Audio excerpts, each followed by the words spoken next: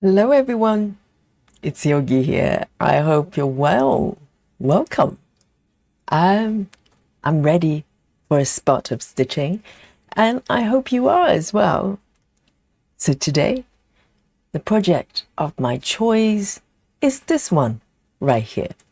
So it's a 14 count day, okay? A nice reset. And this piece is called Grandma's Craft Shed. So previously, it was known to me as Granny's Craft Room, kind of similar, but I kind of, had a little bit of research. This piece is actually by an artist called Steve Reed, I believe. Yes, and not very known person, unfortunately. It's absolutely beautiful. And let me show you what the markup looks like. Okay, we can. It will be a very good start. If you've never seen this piece before, this is the design here. It's so gorgeous, and it's got a little kitty in the middle there, and this is just a dream craft room. As you know, I love stitching spaces.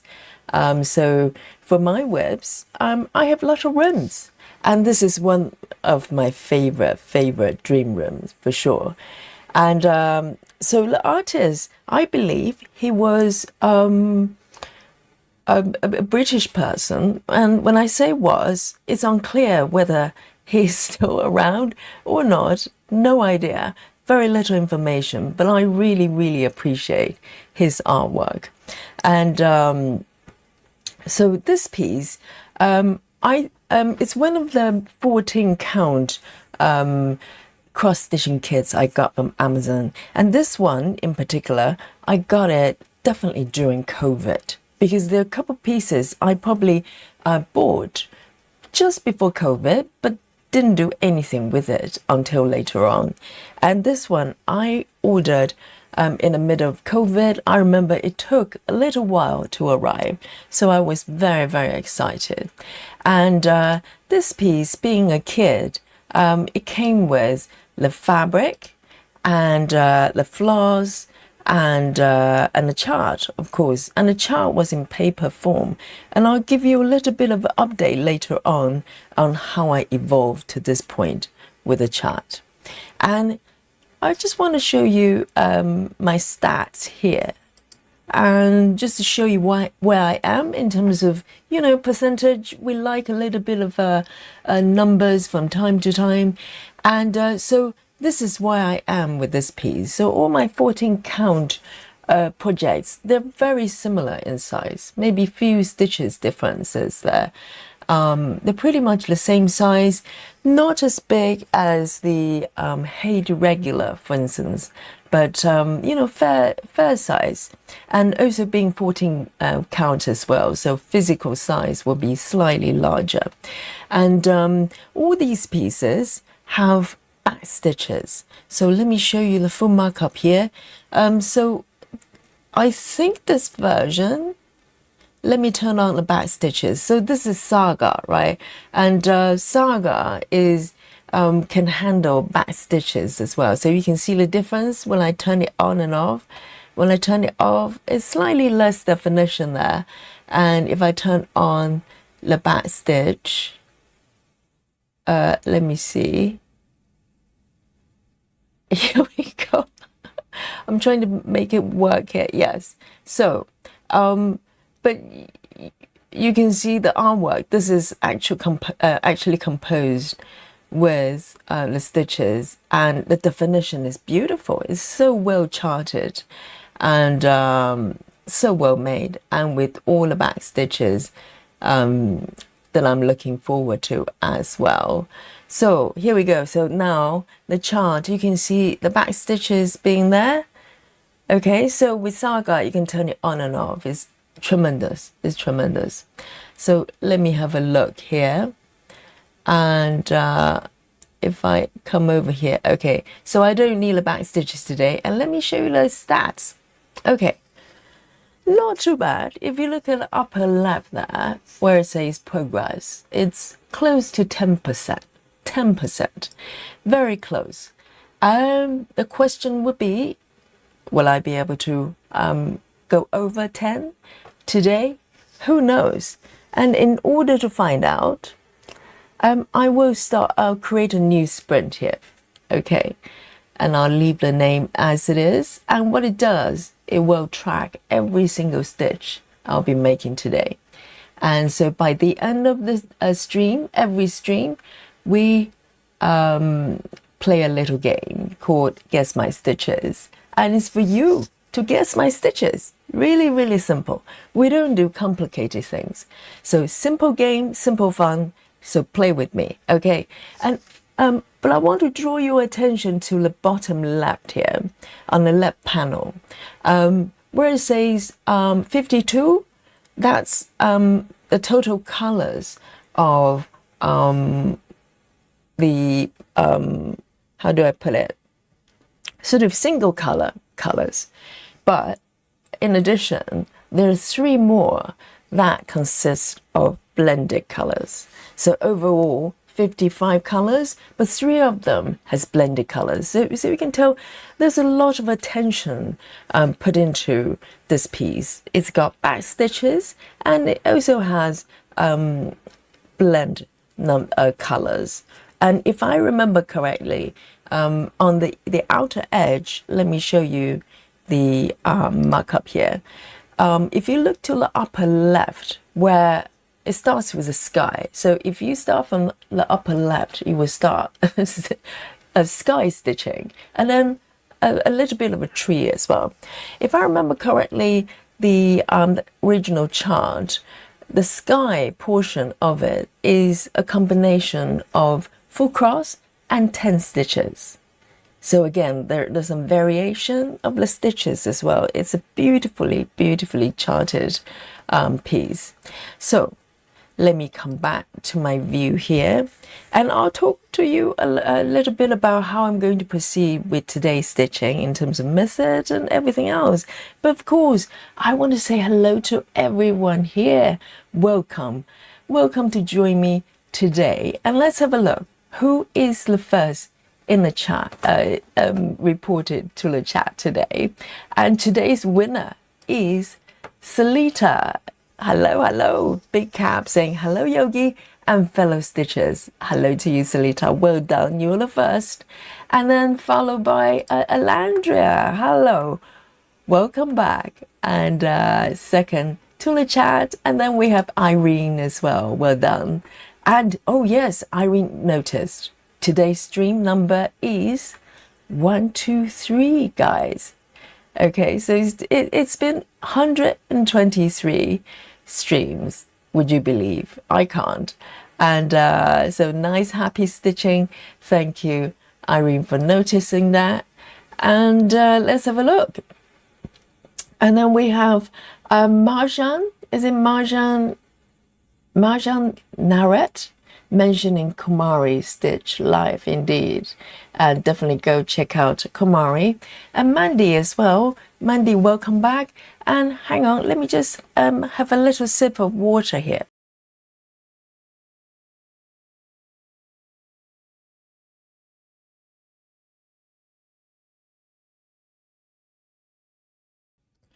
Oh, sincere apologies. My voice is a little bit challenging for the last couple of days. I'm not having a cold or anything, just the throat, kind of maybe slightly worn off, but overused probably with the classes and everything. And then we have Everyday Creator here, welcome, and Sophia Macario, hello, and Sarah, Sarah is here, Michelle Brown, welcome, and Leslie is also joining us today, and Susan Barnes, hello, I'm Busy Mom, welcome, and Betty Lou Taylor as well, good to see you, and Moti Stitcher is also back with us, Claudia is also here, and Suzanne, my love, is here, and Wendy, good to see you, and Sophia Stitching Glove. Did we have a Sophia before as well? Yes, we have Sophia Macario, and we have Sophia stitching love. See, I do, remember these things. And so I have to, read out the entire handle so you know who is who. And Ashley Wilkinson, welcome back. And Stephanie, hello, hello. And Susan, I was wondering where you were. Welcome. And also Sarah VM as well. We have 2 Sarahs, 2 Susans. This is going to be a memory test today. And Heather House and Grace Houston and Chrissy is also here. Sova, hello, Sova. Here we go. Lizzie, right? Yes. My goodness. And well, I knew the stream is gonna do my brain good, because it tests my memories and all the time. And Selen is also here, and coming stitching pattern. I think it's a coming stitching pattern. Let me think. Is it Sylvia? No? Am I correct? You have to come back to remind me every day, otherwise I forget. And Dawn King, welcome. And Lisa as well. Welcome everyone. You're the first ones. And so this piece, 14 counts.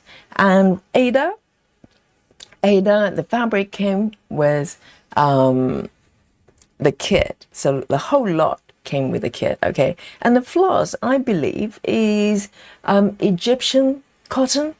Very nice to stitch, very robust. And so all good here. And guys, let me know what you're working on today, okay? And so we can enable others to stitch your piece as well. Everybody's looking for inspiration. So this piece, let me just turn this back to the chart view here. So this piece, I started off, let me just show you the full view one more time, might be easier. So before I transferred this chart to Saga, I was working with Markup IXP using scanned images from paper, okay? If you know me, if you know me for a little while, you know I tend not to work with paper if I can avoid it altogether. And so I scan the paper patterns and using Markup IXP to pick up all the stitches, and with kind of mixed results. On one hand, I was able to work with digital pattern in some way, but at the same time, Markup is not perfect in terms of pick up all the stitches correctly, etc. It's got its limitation, and also the app itself sometimes can be a little bit sluggish. So I've been working page by page. So on the top here, you can tell that I'm doing a center start, and also I'm doing a kitty start. Okay, I was the pioneer of kitty start without even knowing it. I start with a kitty because I couldn't wait. I couldn't bring myself, to stitch the upper left, the sky to start with. So I dived straight in, did a kitty start, and completed 2 pages. So if you look at the kitty itself, and then to the left, this whole area consists of 2 pages, as far as the chart goes. And then I decided to move down and stitch the bottom left stitch, the one just below the page above, and then continue to work toward the right. And it was when I managed to transfer it over to Saga. So from here, technically, I'm quite free and not to be restricted with the page borders. And indeed, that's the case. But for now, for these bottom 2 pages, I am going to respect the border of the page for now, just to keep things tidy. So by the time I'm done, I will have 4 pages in this area. A kind of, rectangular shape. And then I'll decide whether to do a little bit of back stitchings, or I start to move on to other area and maybe with a different way of doing it. So if I don't need to follow the pages, then anything goes, right? I can go up, left, bottom, wherever. But as of today, I am going to follow the page borders of these two. I'm going to work the entire width, basically. So with this piece, I've been, particularly the bottom 2 pages, I've been doing Gemma's method, okay? Gemma's method has been talked about a lot. It's a little bit like a coriander and cilantro, and it's whether you like it or not, whether you can do it or just can't get your head around. And very luckily, I'm one of those people that actually, I love it. I really enjoy it. And since for the last few days, I've been doing freestyle country stitching, I quite fancy coming back for a little bit more sort of rules and disciplines, okay? Not in a restricted kind of way, but kind of just follow a certain method. It's quite fun to do. I really enjoy stitching Gemma's method. So today, this is what I'm going to do. I'm going to follow what I've done up to this point. You can always tell it's Gemma's method when you see the border is kind of roughly diagonal and no loose stitches. Okay, you might see some here. These are not a result of Gemma's method. These are me going rogue for one session and then started cross country because I was frustrated with markup. Okay, so these are basically crime scene that I'll have to cover as I move forward. But in principle, you should you shouldn't see any loose stitches floating away from the edges. So this is a total sign of Gemma's method. So I'm going to ease away from the edges with no loose stitchings, sort of floating stitches, and then park as I go. Okay, it can be challenging for some people, but I enjoy it. It's very relaxing, very therapeutic for the brain. So this is what I'm going to do. All right, so I am going to pick my first number, first color, and then I'll have a look at what everybody's working on. All right, so let me zoom in a little bit. I think today I'm going to probably focus on this area because it's not smooth here. You can see there's a little corner poking out there. That's me just following the colors, and I'll do my best to kind of keep the outline, the edge, somewhat diagonal. Okay, so it's part of the fun. So here we go. Really looking forward to this. Stitching with you is always one of my favorite times of the day, other than teaching yoga itself. I also love that so much. So let's have a look. Yes, let me bring on the screen here. Susan Bond says, I seen Facebook someone doing 3/1 10 stitches. Are you referring to the traveling library piece? If that's the case, that's Laura. I remember now. And Sarah says, good morning, everyone. Just popping in for half an hour before I get ready for work. Oh, before work watching. That's a different category. That's not Sarah's not at work yet. Is when she's preparing to go to work. Amazing. So great for you to join us, and I hope you enjoy your work today. And let's have a look.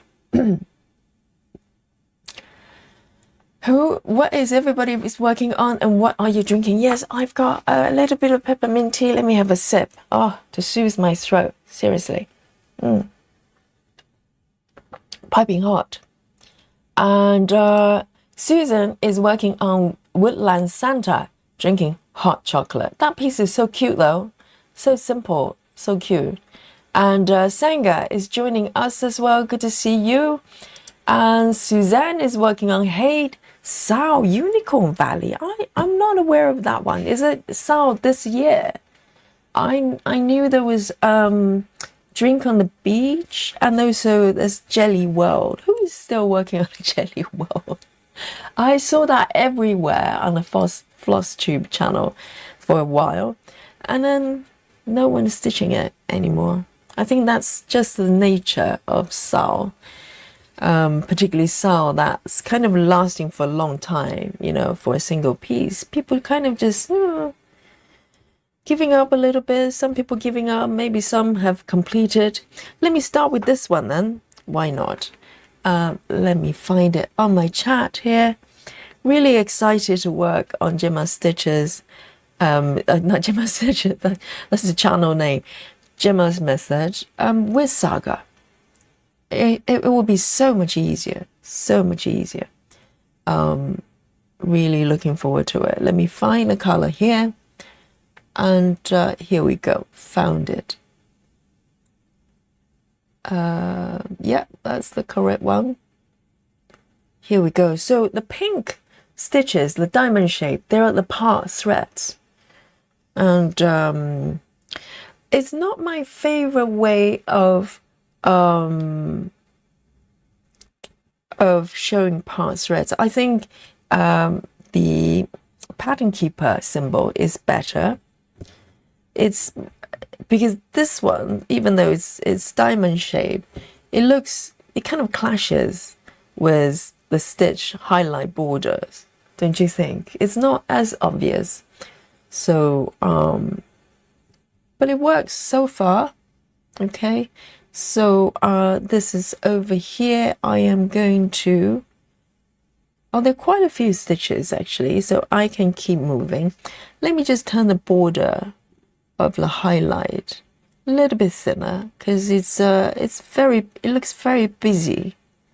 So it's a bit tricky when there are quite a lot of stitches together. The borders start to look a little bit weird. They don't look uniform. So that's kind of weird thing, because Saga is so polished as an app, but the highlights, for whatever reason, can you not see? The borders just don't look like they're the same width, which is quite weird. So let me just mark as I go so I don't get confused. So this is Gemma's method. Even though there's so many stitches, if you stitch in order, I need to park on this stitch below, because every stitch you make, the stitch on the left needs to be stitched, the stitch on above needs to be stitched, otherwise you park. That's it. So let me part this one here, and let me look down. Sarah is working on Moon Wedge today. Is it a Halloween theme? It sounds a little bit Halloween themed. And Grace is working on Traveling Library today. 22 counts, 1/1 middle start. Oh yeah, I remember someone was starting from the middle. I can't remember if it was you, Grace. If you start from the middle, it's literally on the upper left corner of the smaller rug, right? The rug start. Yeah. Working on small rug near the bed. Exactly. So, and Chrissy is working on Burn Rose by Chris Ortega from Hate. Amazing. Drinking iced camel tea. Is it chamomile latte or camel latte? Is that different, Chrissy? I need to know. Good. So let me have a look. Where do I go next? I am going to pick up this one. This one would be, again, the same color, but in a different location. Interesting. Oh no, it's not. Hang on. Where is this? It's this one, isn't it? Yes. is this one.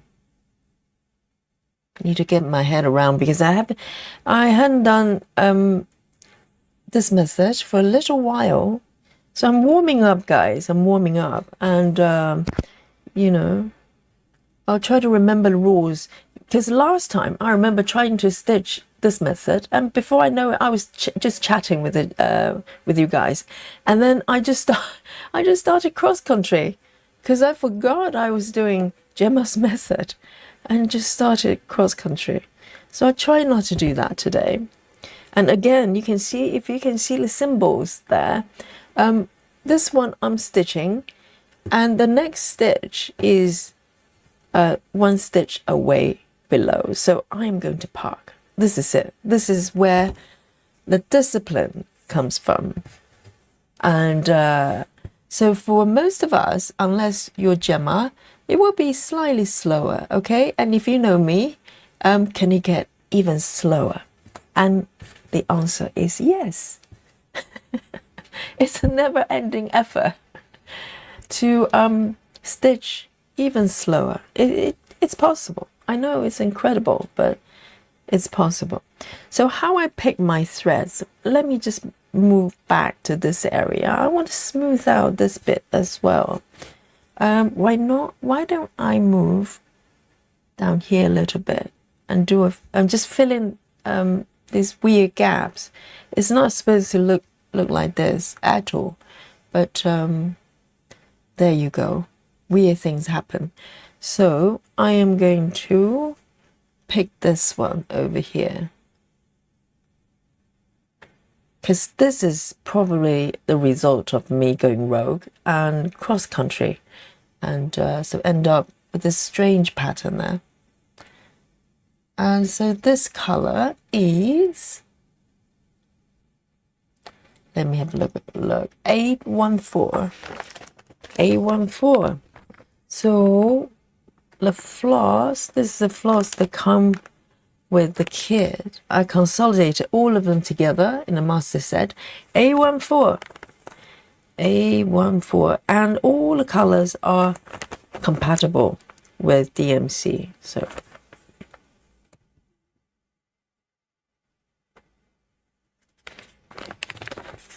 nice burgundy there. Here we go. Susan. Oh, Susan is being supportive. This is why I love Susan. You know, Susan says 60 stitches. Oh, I don't know, Susan. That's a tall order, isn't it? You know, the way it goes, it might go slightly below. We'll see. We'll see. Thank you, Susan. Oh, now I feel good, because, you know, if no one's roasting me, it just feels like my day, there's something going wrong with my day. And now I'm feeling so much better. And I feel normal again. And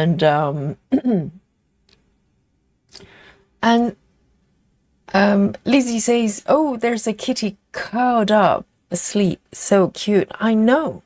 I've got quite a few pieces, or shall I say, quite a lot of artists. They love to have a little cat in their design, in their artwork. And I love them for that. You know, you can't go wrong with a sleeping kitten. Absolutely not. And let me just move this a little bit closer here. Oh, oh, there's something else. I sometimes I just dived in the middle of some sort of conversation that I have no idea about. When I look at the chat, it's hard to tell sometimes. So there you go. And Claudia is working on Moonlight Kitties from Mill Hill. Oh, the beads and buttons, of course. Yes.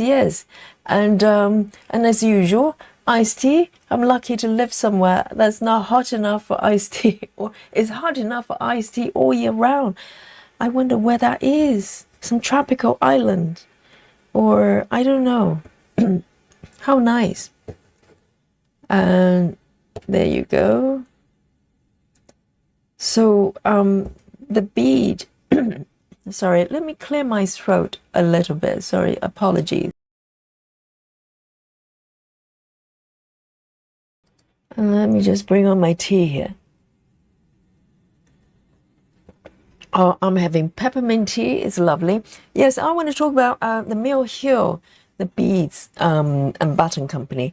And yes, what I'm planning to do for Christmas sew or Christmas stitching is get one of those kits from Mill Hill. There's a Christmas one I really like. So I'm going to be doing that. And maybe I'll pick another one, maybe from Haight, if I can find a Christmas piece I like. I kind of saw one I like. I haven't made up my mind. So I have 2 pieces that I can rotate on my Christmas stitching. So that's my plan. I'd love to try the beads. It sounds like so much fun. Busy Mom, as usual, says, I'm at work, but later I'll be working on Giordano Studios by Stitching So Beautiful. Wonderful. Yes, enjoy your work, and we'll keep you company, Busy Mom. So we have pre-work audience, and we have, people at work audience.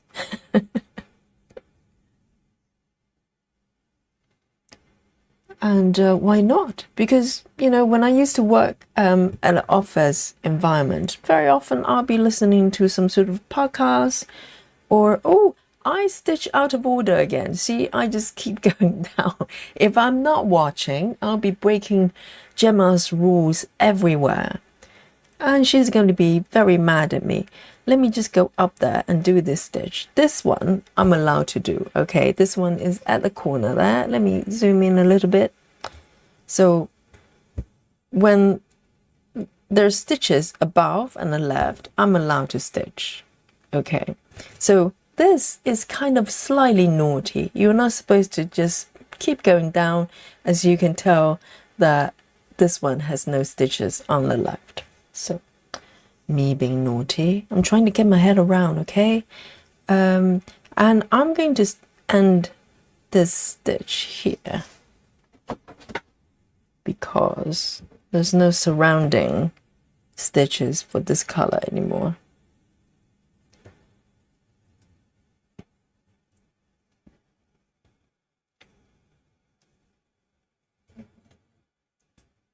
Here we go.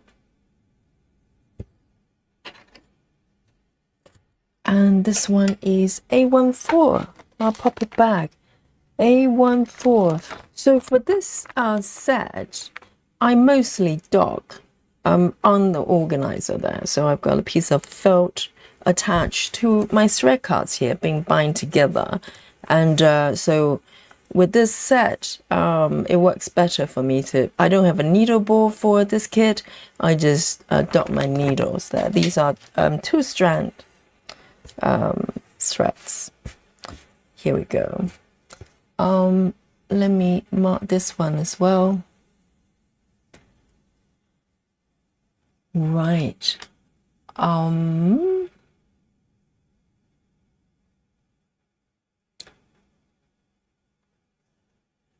Let me look at coming stitch pattern. Says working on my original pattern with Ginger Cat. Oh, did you chart it yourself? How nice. Lovely. We'll love to see what it looks like. And oh, Serena is here. Hello, hello. Welcome. Welcome to join us. If I haven't said hello to you, anyone, I will get to you. Okay, I'm very slow.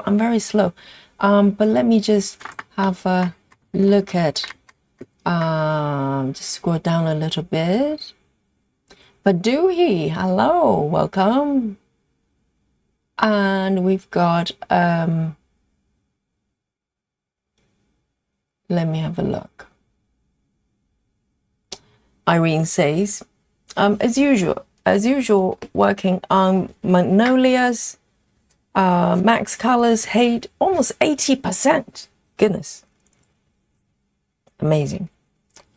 Right, let me cover this bit up so I don't have to look at it like that. This is something that will make Gemma very mad. Okay, here. So I do have a thread part here. So I am going to break the rules slightly, use this thread so I don't have to add a new one of the same color. Okay. And pick a needle that actually likes me today.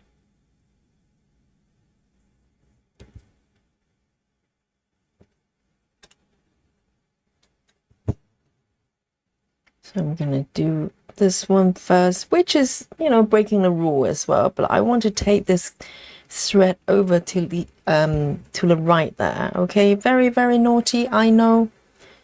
But I just need to cover this crime scene very quickly.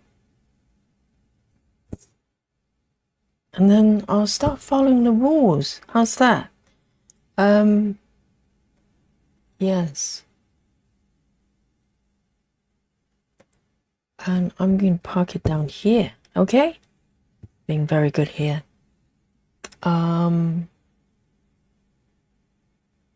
if you've never heard of Gemma's method, you're probably going, Yogi, what are you doing? Why are you stitching this way? You can just keep going and going, you know, like you've been doing for the last few, you know, a week or two. Yes, indeed. But that would be too easy, wouldn't it? Life is not like that. Life is full of puzzles, and I'm solving the puzzles. Let me have a look. I know, because if you're a cross-country stitcher, you probably go, why are you doing this to yourself? But trust me, it's fun. It's good fun doing it. So that one is done. So we talk about this method quite a lot, and it's kind of split somewhere. I don't know if it's in the middle or somewhere there. I don't know what the divide would be percentage-wise in terms of people who love this method versus people who cannot even think about doing it. Or people somewhere in the middle. Maybe they tried, they're okay with it, but they're not crazy about it. Who knows? But if you have some insight, you let me know. I'm very curious. Oh, so now I'm here I am with one of the blend colors. So this needle is empty for some reason. So this is one of the blend colors with two shades of brown blended together. And you can tell how much detail they put into this chart. So they carefully blended these two colors. I'm going to take one strand each. And the piece is going to end up being quite long, so I'm going to cut it in half, because the length for this these threads they are double in length, so I can fold them in half and do a loop start.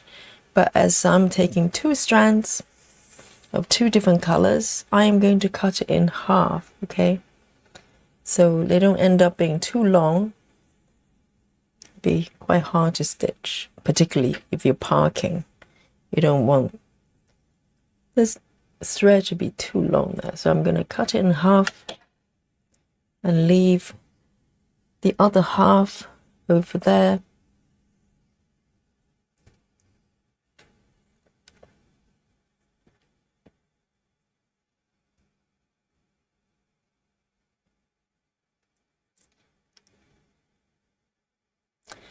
Sylvia's stitching love says working on the Into Dreamland from Lettuce. It's called Lettuce Stitch. I can't lettuce. Yes, something like that. Susan Barnes working on Traveling Library Really like that pattern. I know. It's so beautiful, isn't it? So here we go. So this one, no loop start. So if I cover this stitch up and smooth out this bit, you wouldn't be able to tell that I was going crazy with cross country previously, covering my crime scene here.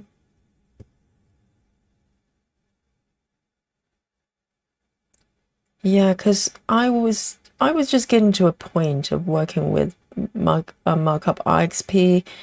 It was workable, but after a while, it just became a little bit painful. So I just decided to kind of just go rogue. But with this piece, I at least, till the end of these 2 pages, until completion of these 2, I would very much like to stick with Gemma's method. I like to have at least one project doing this method. So it's nice to be able to come back here and do this from time to time.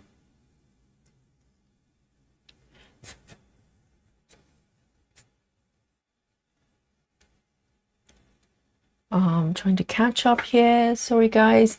Let me have a look.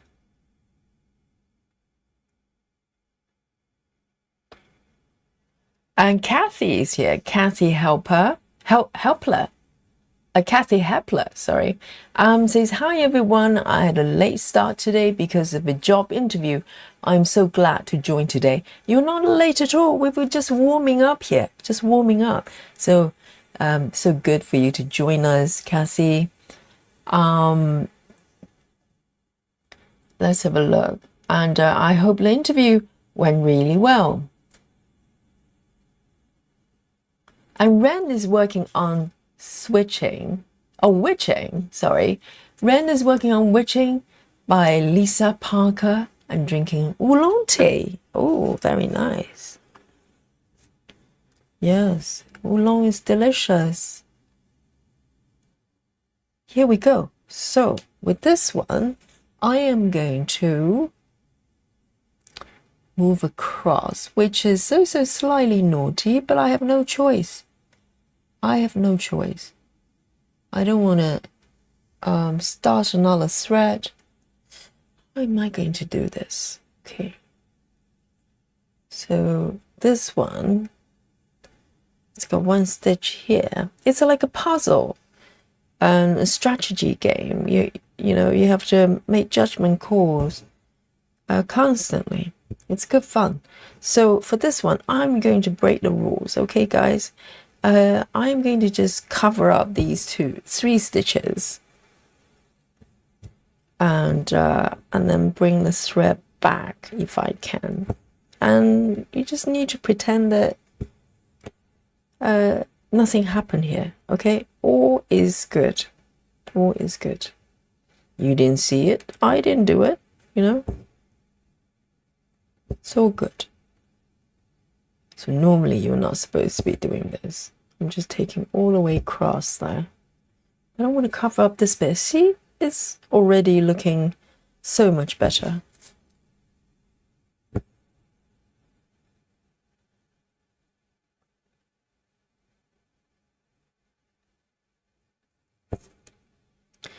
And for October, I'm actually pleasantly surprised by the temperature.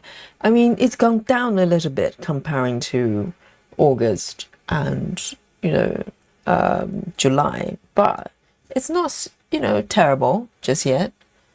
So I don't know what's happening this year, whether it's going to be a cold winter or an okay winter. No idea.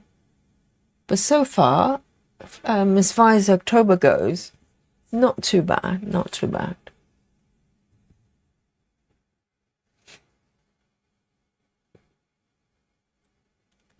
And Kathy says, new start last night on Merry Mushroom Village. Super size Super Size Max colors.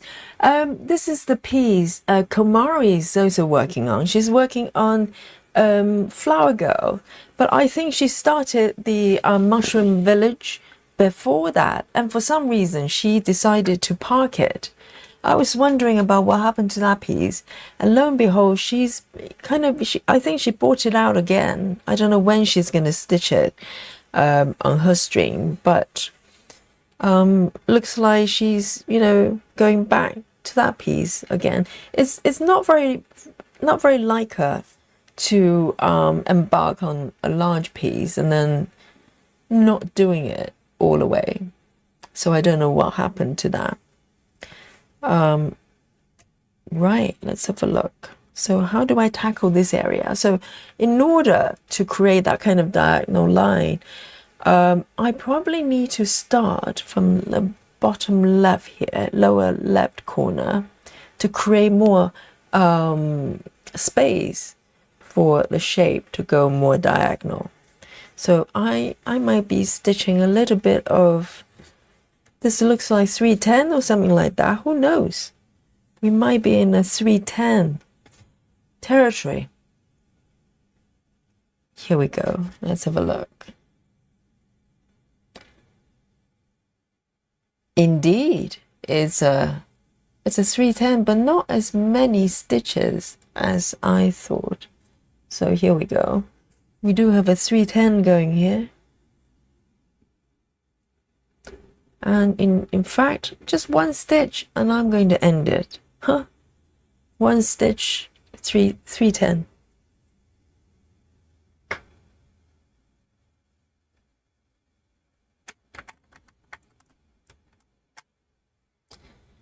Susan Barnes says, I'm really liking the typewriter method. Yes, it's very, very good method. It creates a very tidy edge as you move down, right? Depends on how you typewrite.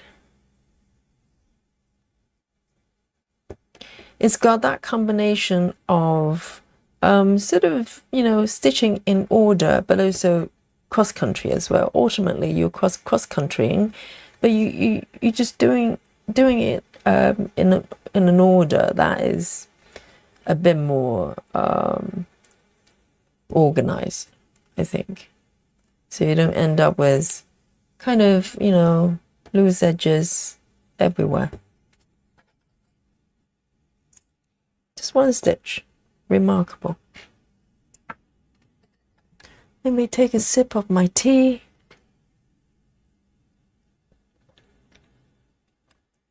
Suzanne says, I have totally gone rogue and haven't been parking hardly at all. Yeah, I know. Some days I just don't want to park either.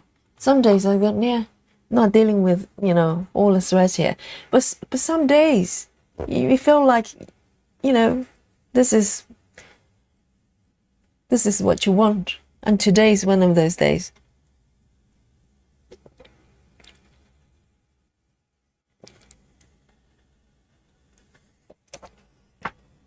Here we go. Let me cover this up.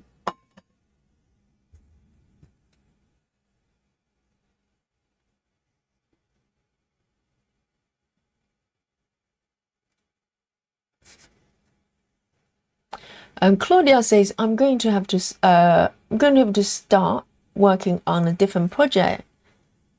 Squash, my kitten, has decided to Squash, my kitten, has decided to nap on my paper pattern, and I can't be mean and wake him up. Claudia, yes, that sounds like a cat owner right here. And I say, and I put the term owner very loosely because they own you.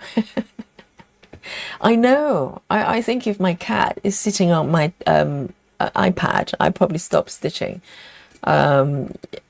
Absolutely. I'll feel terrible if I have to move them. Here we go. And let me mark this one here. I know, things we do for our little kitty.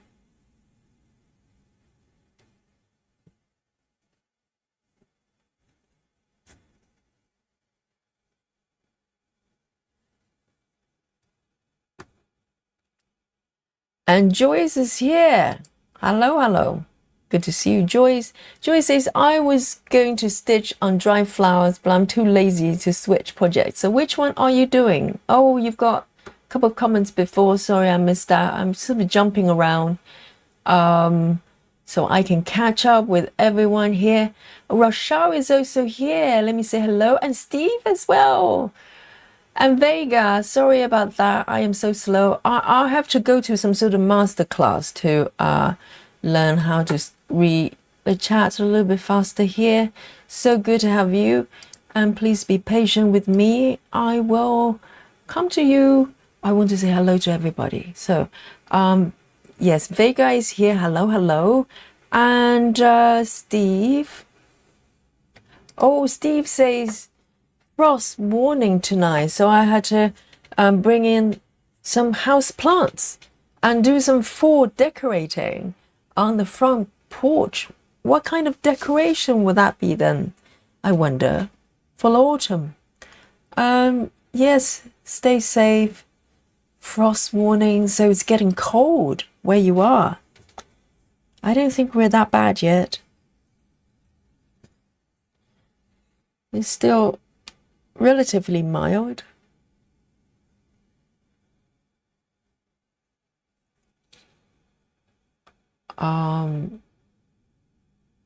And Steph is also here as well. Welcome, Steph. And Lorna, hello. I think we've got a new person in the chat, a new joiner, Lorna, as a Lona. She says, hello from Oklahoma. I discovered you from your replay of 10-hour marathon. Indeed, Lorna. Lucky you. Yes, it was great fun. And Lorna says, I watched the whole 10 hours. Love watching you. Thank you so much, Lorna. Well done, Lorna. So round of applause to Lorna. Her introduction to the channel is a 10-hour marathon. What a way to start. Yeah, if you start from 10 hour, the daily stream will be like, a breeze for you. No problem. Well done, Lorna. And Rochelle is working on my restart of traveling. Oh, yes, you're restarting, aren't you? Traveling library so far, 25 count is going better. Drinking water and coconut water. No snacks yet. Oh, you will need some snacks in a little bit. And restarting is nice. Restarting is nice. If you find the right fabric count or whatever setup, the right specs for your project, then, you're just happier. That's wonderful. Let me do these two here. Maybe part down. I do have a stitch below there.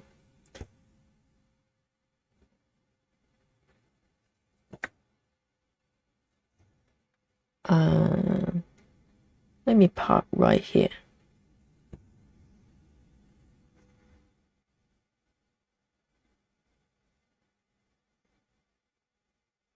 All right, and I'm going to continue with this one over here.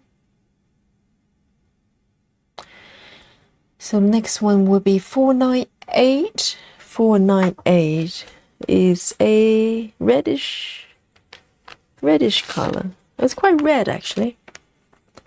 498 is actually wine red or something like that. Let me take a strand here.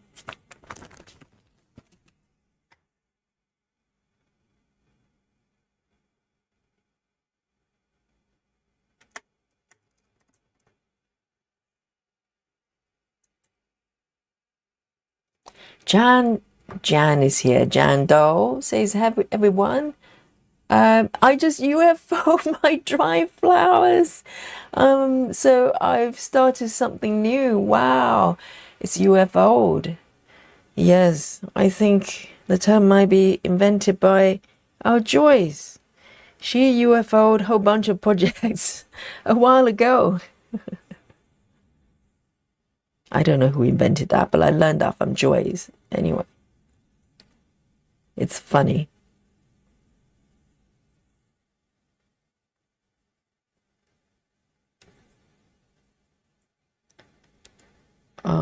here we go. So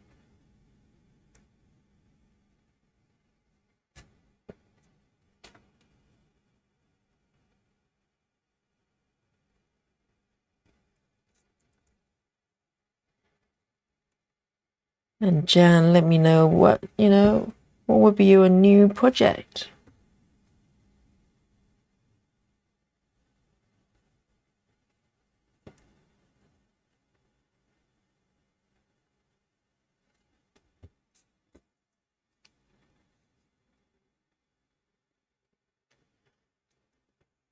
So there are 2 stitches here that I can do.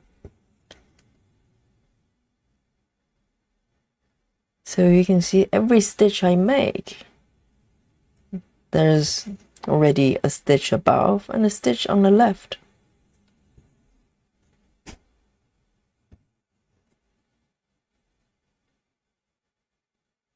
And then I'm going to park it below here.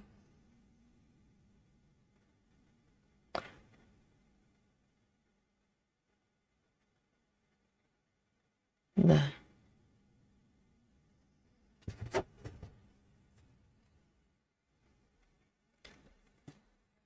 And I think I'm going to move up a little bit and start to smooth out. So the way I pick the next spot to go is kind of, it's a little bit partially instinct, because when you look at a line like this, there will be kind of spots that kind of stands out, and you go, well, I want to go in and smooth out that bit. And my next spot is kind of around here. So you can tell there's a slight kind of corner there. And so I want to smooth it out. So this one will be 1, 2. Let me just draw my lines a little bit clearer, because it's kind of fading out a little bit. Here we go. So I can actually see the lines clearly.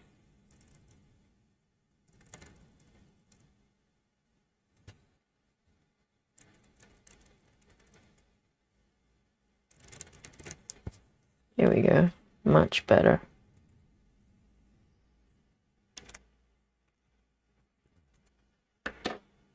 Alison Rennie is also joining us, and still stitching on When My Cat Naps, which started on Marathon Day. Enjoying it, and my switch it tomorrow. Oh, sounds lovely. Sounds lovely.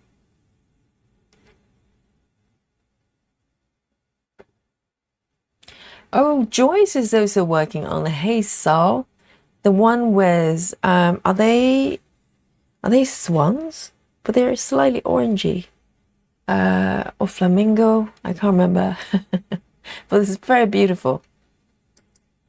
Oh, Joyce has got patience of a saint. I wouldn't be able to stitch that piece. There's too many colors and they're too similar to each other. And my mind just started to go somewhere else.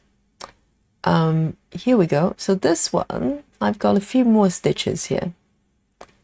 So if you look at the pattern here, I've got about 5 stitches here.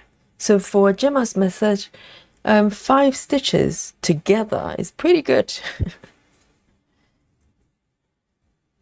A38.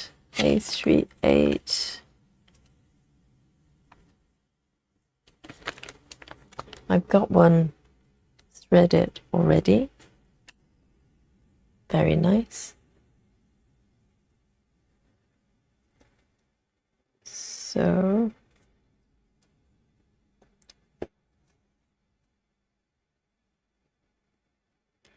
and Gemma, whenever it's possible, she would do the Danish method as well. She would do one leg at a time and then go back with the second leg.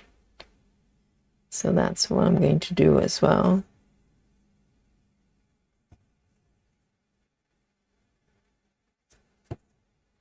I quite like this message because it creates a very tidy back underneath the fabric. I can keep going for 3 more stitches. Very nice.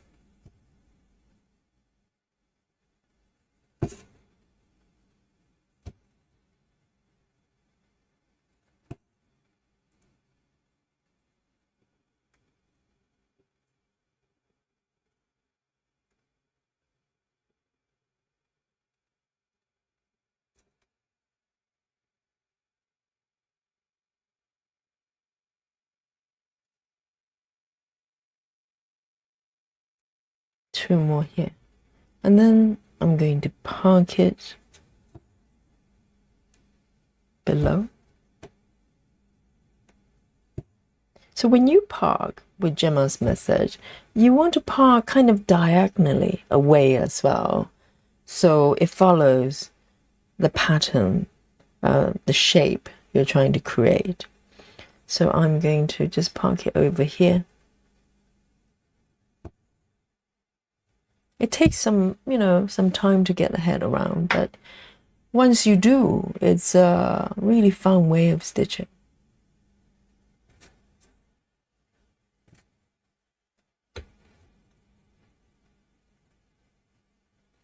It's smoother already. Can you see that? It's quite nice.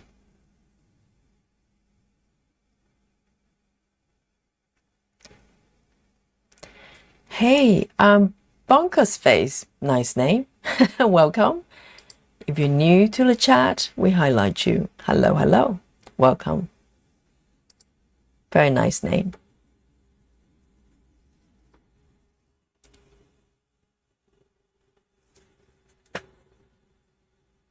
Oh, so Jan, is this the new project for you? Mini Gardener Paradise. Which one is that? Gardener's Paradise. Is it? I'm pretty sure I've seen the mock-up. Gardener's Paradise. Is it one of the Haids, right? Who's the artist? Remind me. Because I think I've just seen the pattern a few days ago.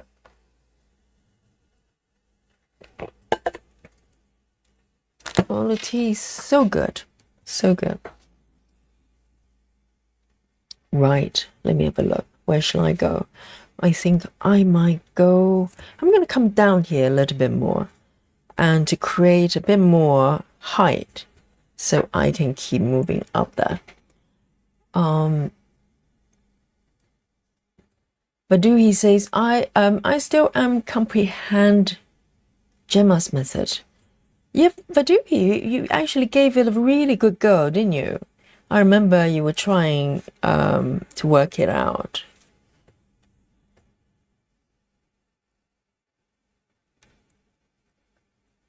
It takes a little while. I agree. It's like a chess game. You have to figure out where to go next, so the whole thing makes sense. Oh, this one I've got 3 stitches.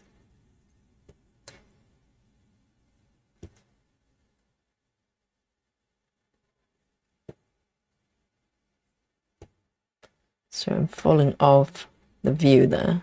It's right here.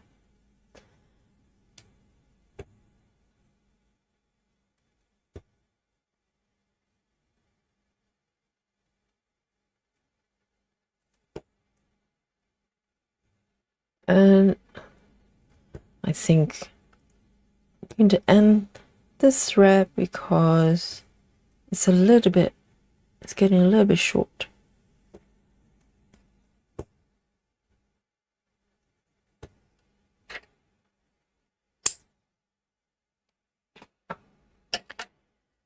Very nice.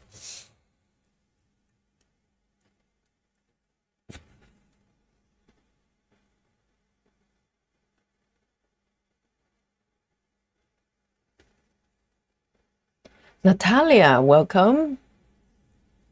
And Natalia says, missed yesterday's sessions working on Sunroom by Kim Jacobs. 32 count, 1/1 DMC. 10 stitches, I'm guessing. Yes, because yesterday is Wednesday, Kim Jacobs Day. But yeah, you can make it a Kim Jacobs Day every day. Pieces are beautiful.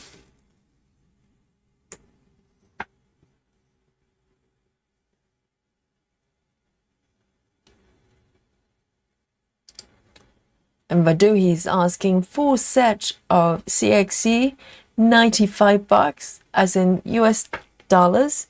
Is it worth it? What do you think, guys? So, advice for Vaduhi on CXC.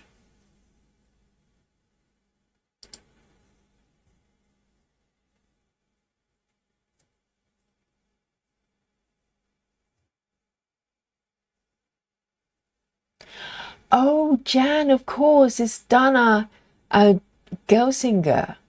The reason I have come across this piece that you're working on, the mini garden paradise, because I was looking into her Christmas piece,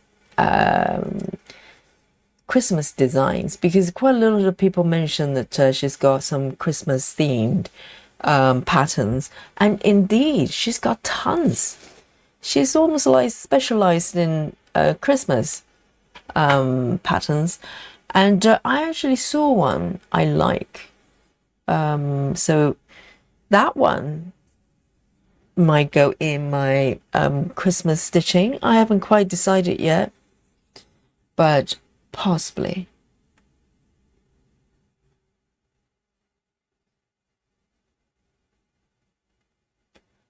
Right, and this one, just one stitch, why not?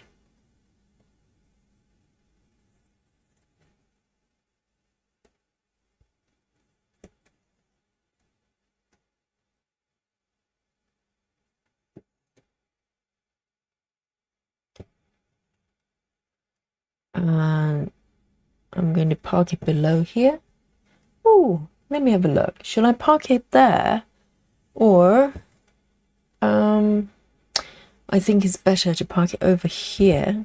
It's like it's not black and white when it comes to where to park next with Gemma's method. It's it really depends on where you want to take your thread next. But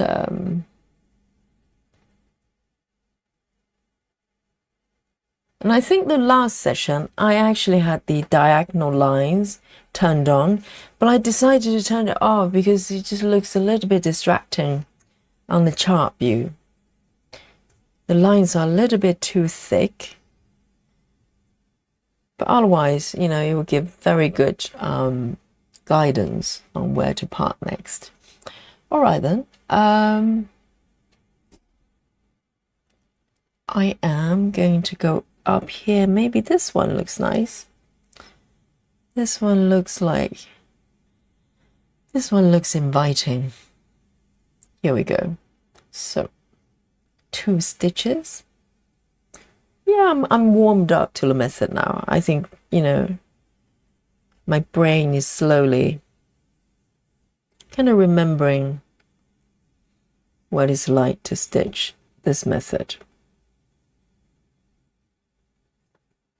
It takes a little while, particularly, you know, I've been cross country like a mad person recently.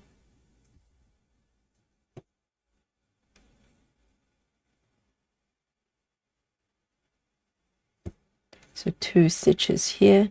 I might end it actually to keep things a little bit simpler.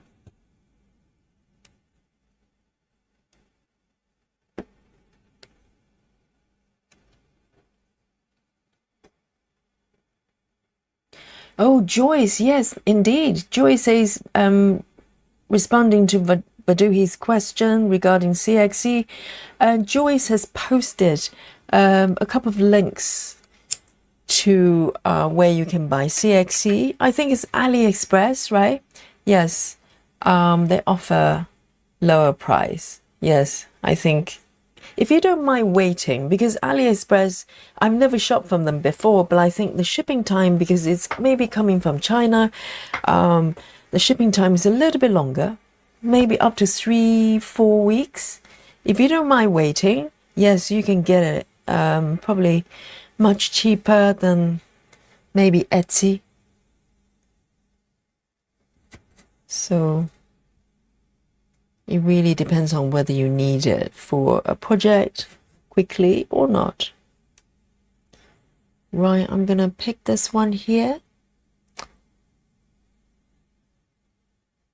2 stitches. Amazing. Oh, hang on. Yes. Just double checking the color here, making sure.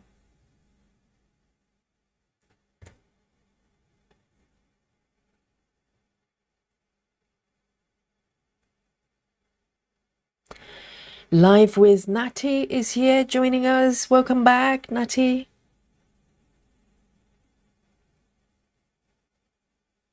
So Natalia is doing tent. Natalia, would you say for 32 counts, the only option for stitches would be 10 stitches? Would you ever recommend full cross? You know, DMC or CXC? I think CXC might be too much. I'm just thinking, well, does that mean that if you ever go up to 32 and above, your only option is 10 stitches?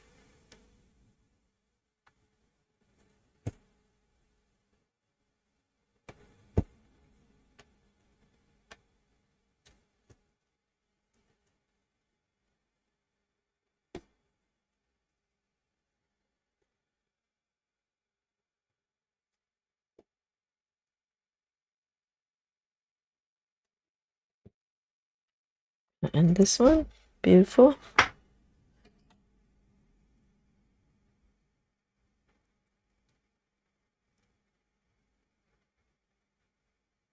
I think it's starting to flow a little bit now. I know it doesn't look it, but it's true.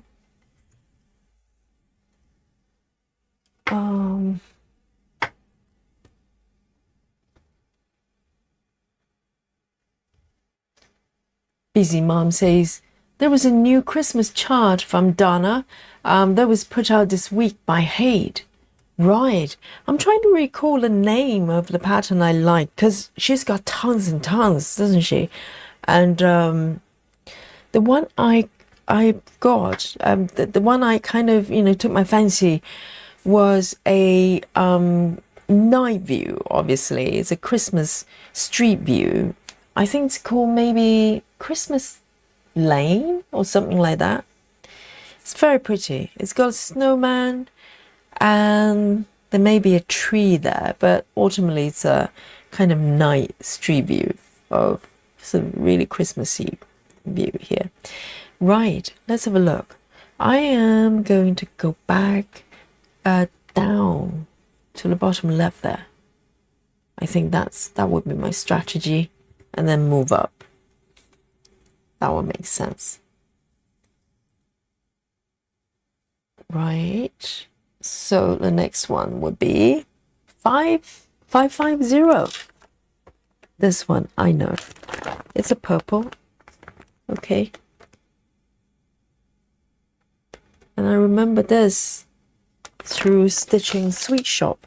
Because Sweet Shop, at least the area I'm stitching on, has got a lot of purple.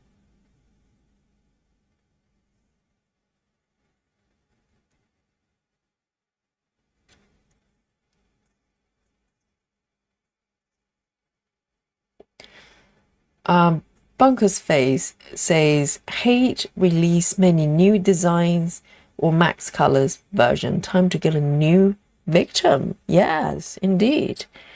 Are you stitching the traveling library? Because quite a few of us are doing it. It's a very nice one to go for.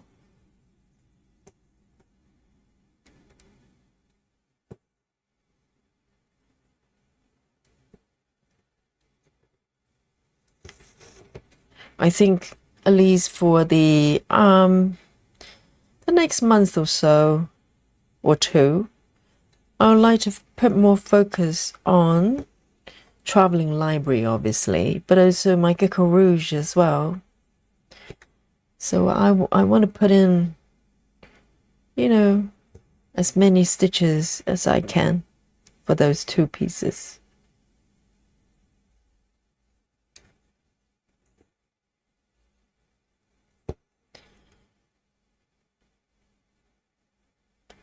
Okay, let's have a look. 2. And the next one, see? Even though this is an example where discipline really applies with Gemma's method. So I've stitched these 2 purple stitches, and the next one, the closest one, is actually next to the bottom one, right here. But I can't stitch it because there isn't a stitch above me, so I'm going to part. There you go. That's Gemma's method for you. Even though it's right next to this one I've just stitched, you do not stitch it. Okay? And immediately I know which one I'm going to go for next. It's quite obvious here. It would be this one over here, right along the edges. Yeah. Right, this one is 814. 814.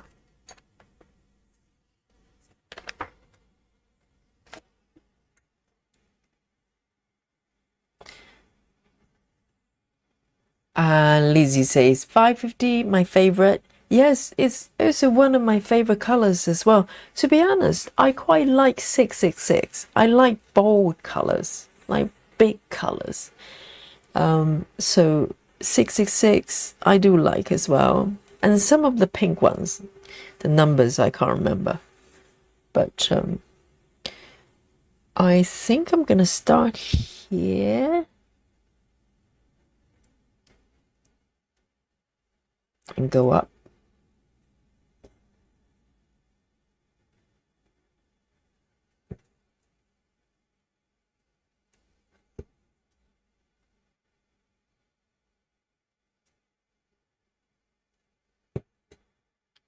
Well, I really love the color scheme of this piece because all the colors are so vibrant.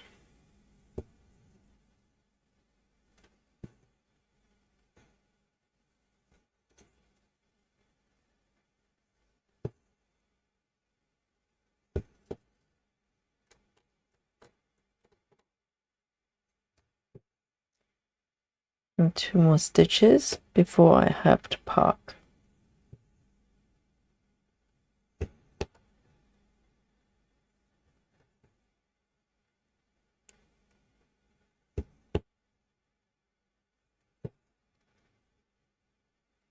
Right, and then I'm going to park right next to it. Whoops, here we go. Not bad. 5 stitches in a row, or 4 rather. Very nice. Oh, Susan Barnes says Christmas Lane from Donna. Yes, I have. She says I have started that one. I'm at 1.42%. Oh, Susan, I may join you actually, because I was looking around all the Christmas pieces plus Donna's Christmas ones, and I took a little bit of time looking through them, and this one was the only one that kind of speaking to me. It's so pretty. Yes. So at least I have one company.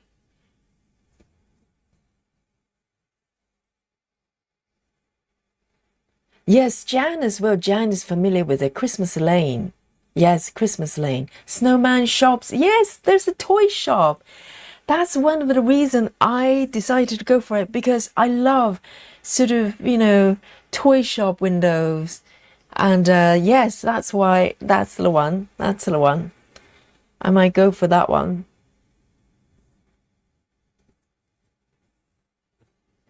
So it could be my, Christmas piece. And obviously, I'll be stitching it for the next 50 years, okay? I'm okay with that. I'm okay with that.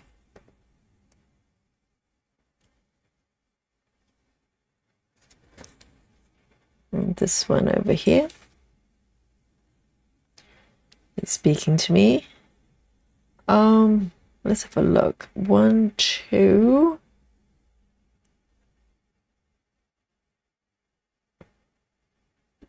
And this one as well. They're all 3. Christmas Lane. Just 1 stitch.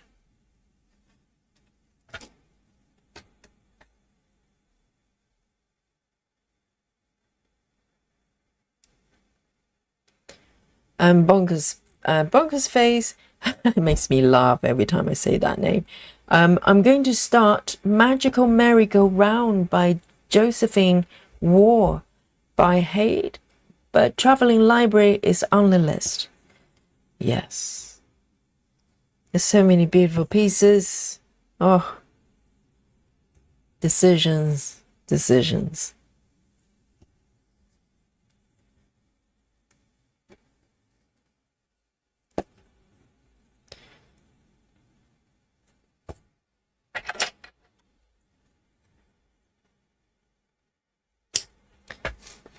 3829. 3829. So I'll wait for the next sale from Heaven and Earth and I'll get that pattern, I think.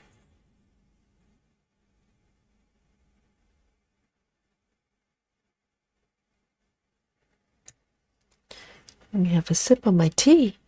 Why not? And maybe have a piece of chocolate as well. I'm feeling a little bit peckish.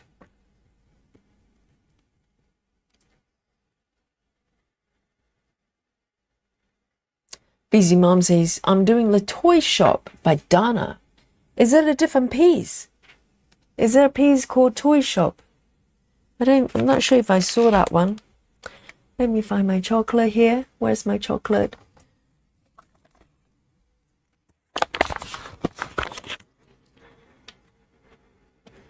Live with Natty says, I'm doing Alternate Reality by Josephine War. Well, that sounds trippy. 28 counts, 2/1 tent. Very nice. Cheers, everyone. Bring your chocolate. Come join me.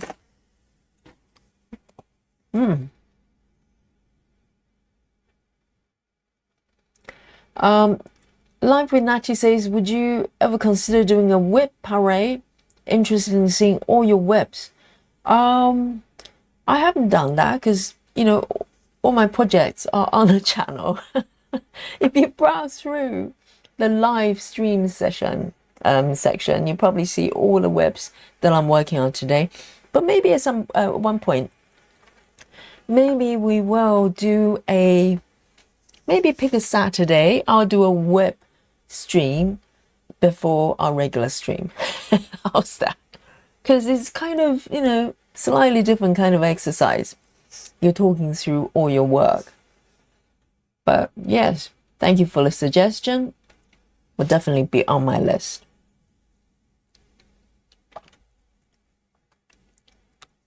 Got chocolate on my fingers.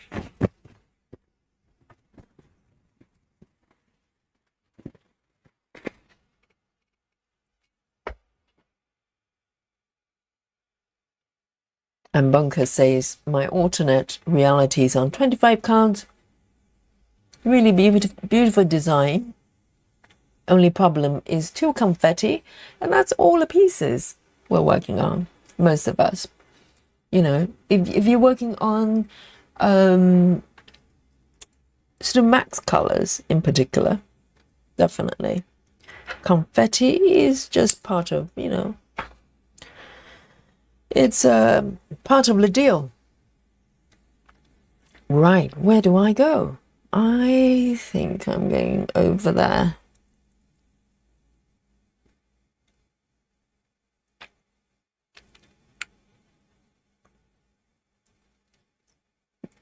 There. again. It's one of the blend colors.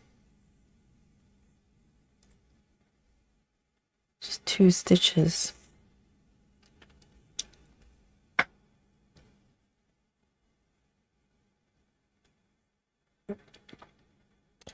Oh, Busy Mom says Santa Toy Shop by Dana.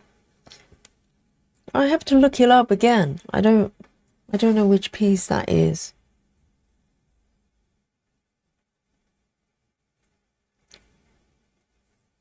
But she's got so many pieces. It's got Christmas theme.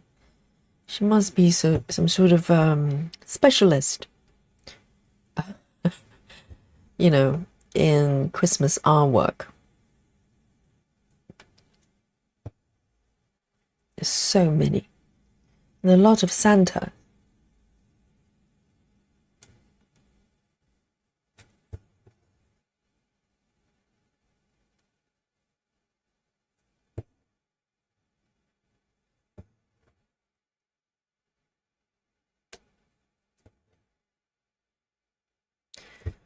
So with this one, I need to think about whether I'm going to park it. Maybe not. I am going to end it here. So it really depends on the order you're stitching from. It's not unusual to come across multiple threads of the same color, but pretty nearby. So it's one of the things you have to kind of work it out in your head. When you introduce a new thread, where do you want to take that thread towards in terms of direction? Otherwise, you could end up with, multiple threads of the same color everywhere, which happens too, but you want to kind of, make it manageable. Let me just part this one over here so it doesn't get out of control. So with this method, even though you're parking threads, but not that many in comparison to some methods, you could end up with a lot of park threads, but with this method, not too bad, not too bad.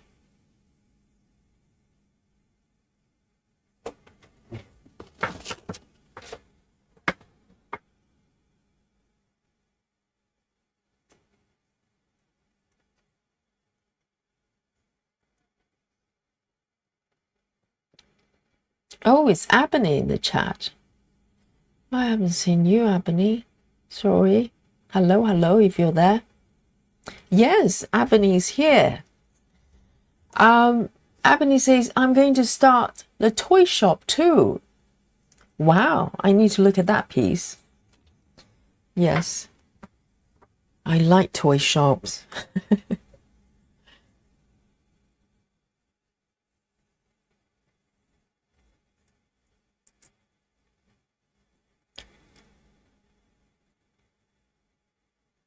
Claudia says, I don't know if anyone remembers the pattern. Let me just highlight that so people can see the name of the pattern here. Hang on. So Claudia says, I don't know if anyone remembers the pattern Quarantine Cat. What? From lockdown time, but I finally decided to kit it up and get it started. It's a Hade and bring the joy for my Christmas stitch. So was it created for the lockdown? Quarantine Cat? Or it just so happened to be called that name? Probably unlikely. It doesn't sound like a normal name. Oh, I'd love to see what that looks like.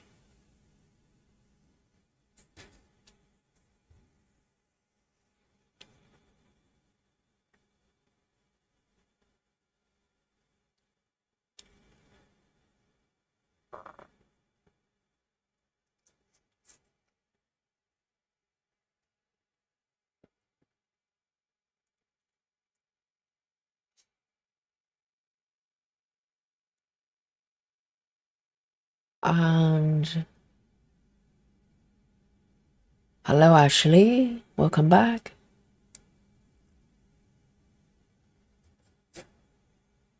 Quarantine cat.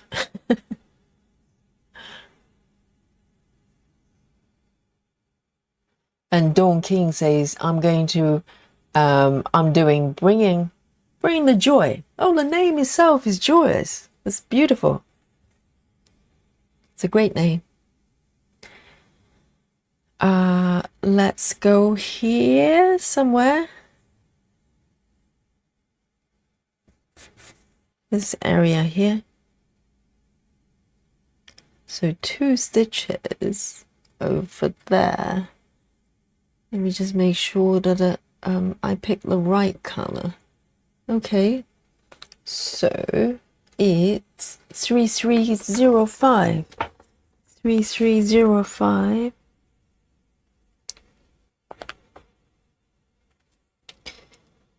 Three, three, zero. Where is it then? Oh, no, I misread it again. It's 402. I read the number of stitches again. Thank God. It doesn't exist. Otherwise, I'll be stitching the wrong colors.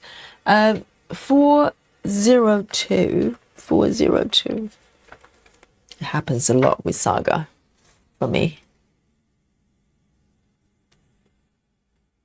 Abini says, I posted the toy shop on the group. It's so pretty. I must have a look, actually. Let me refresh our Facebook group there and bring it to everyone. Because now I'm intrigued. So guys, if you have whips you want to share, why don't I give you like 10 minutes and you can post your whips. You can just take a picture or something quickly and post it on our group here, and we can have a look together. Why not? Because we're going to have a look at the pattern, the toy shop pattern, posted by Abini here. So we might as well just look at everybody's whips.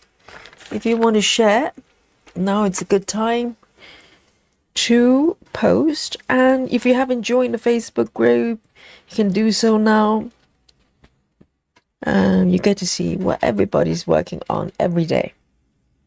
So I'll give you 10 minutes and we'll get it set up.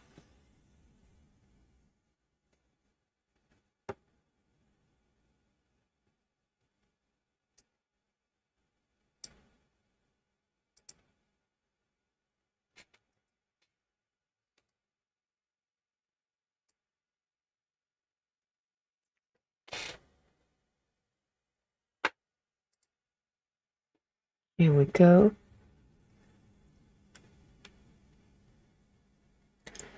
Bunker says, Yogi, I like your 28 count fabric and project. Clean and neat, so enjoyable to watch. Which 28 count fabric do you use?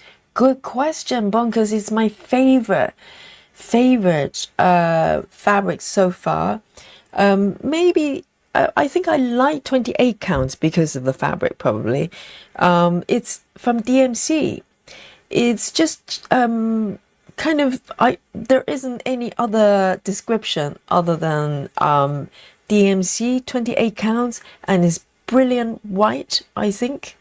Something along those lines. It's a white color. And I got it from one of the vendors from Etsy. And so now I've got 3 projects using that fabric. I've got Sweet Shop, I've got Traveling Library, and my Gecko Rouge. It's a lovely, lovely fabric to stitch on.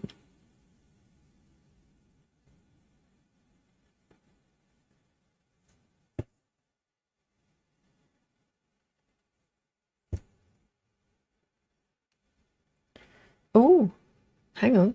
So this one, I am going to remove this one because I already have a part thread here without realizing it. So it's quite okay. I can just remove it.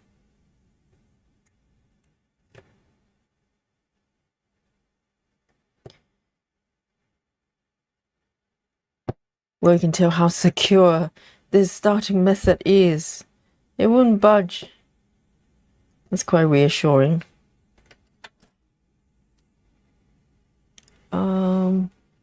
Let me see. Let me remove the fluff here.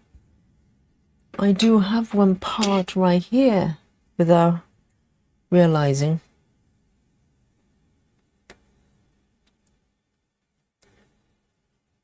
It's right here.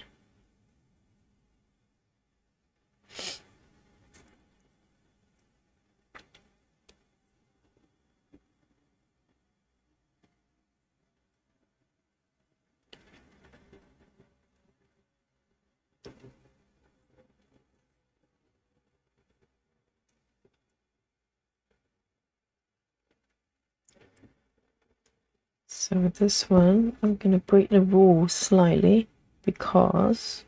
Oh, hang on. Oh, never mind. Let me get that one stitched. Slightly naughty, but I want to get to this stitch in the corner here.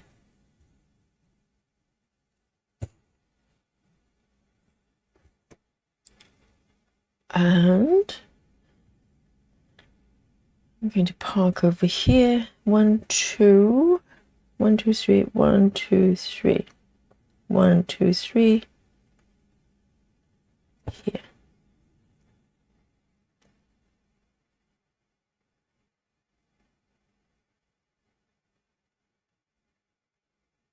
Okay.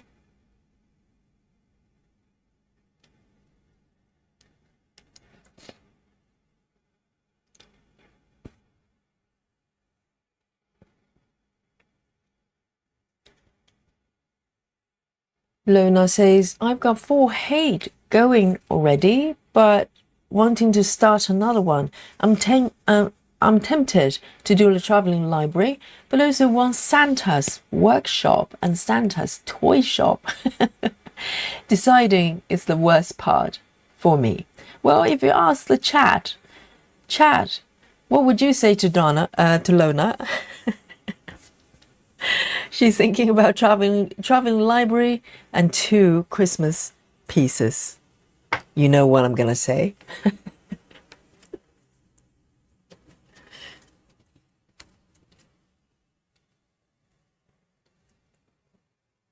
Oh yes, Grace, exactly. Grace has been in the chat long enough. She's been hanging out in this channel, long enough. Yes, she knows. She knows. Grace. Yes, exactly. Just do them all. Do them all. You don't have to start all of them at the same time, but you know, maybe one a week. I think yesterday we had someone. Who was that? I forgot. Sorry about that. But the person started 23 projects in 3 weeks, I ask you. So 3 projects is nothing, okay?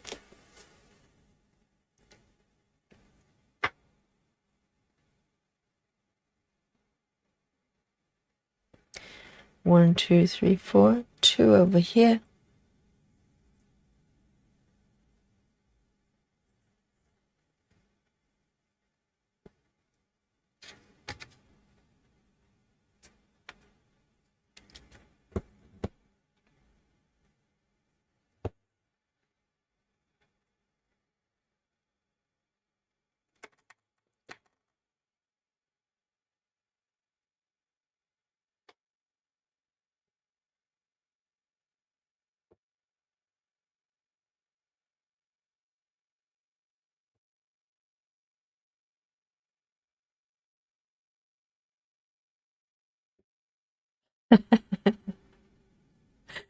Lorna is looking for excuses. She says, I'm 68, you know, and all that. And lo and behold, Dawn says, I'm 63. And not letting that stop me. Exactly. Who cares? Just keep stitching.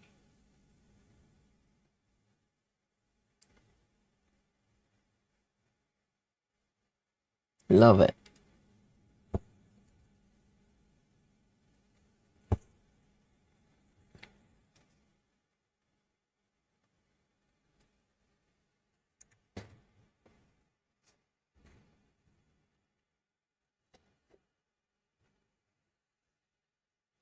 Oh, yes, maybe it was live with Natty yesterday. She says, I started 28 full coverage webs in less than 4 weeks. There you go. No problem at all.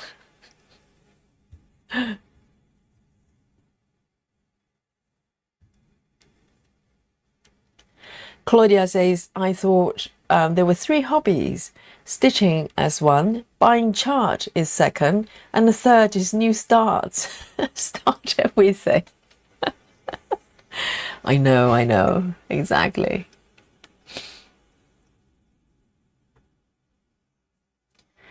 And let me move down to the left one more time. I am going for this one here.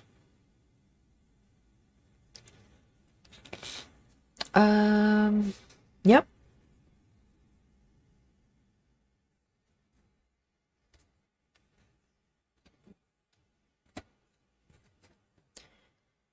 Thread management there.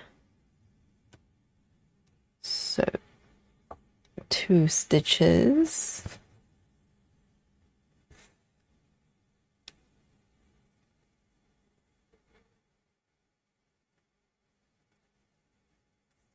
Oh, 23, not 28. I know.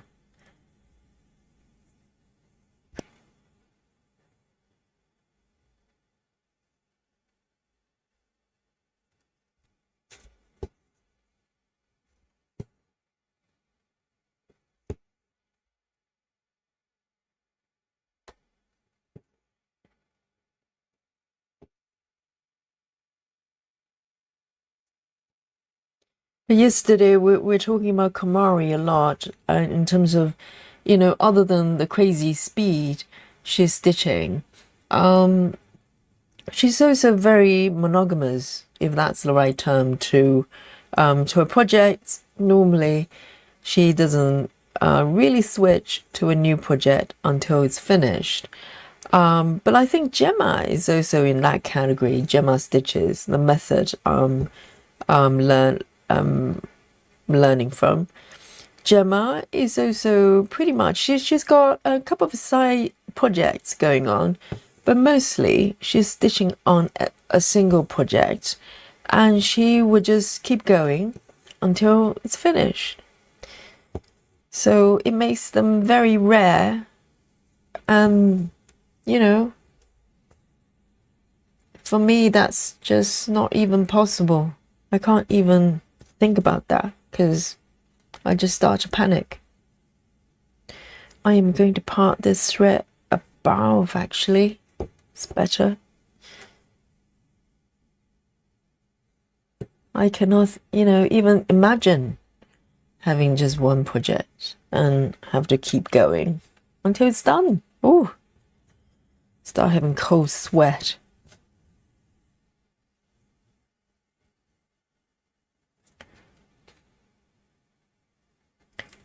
This one here.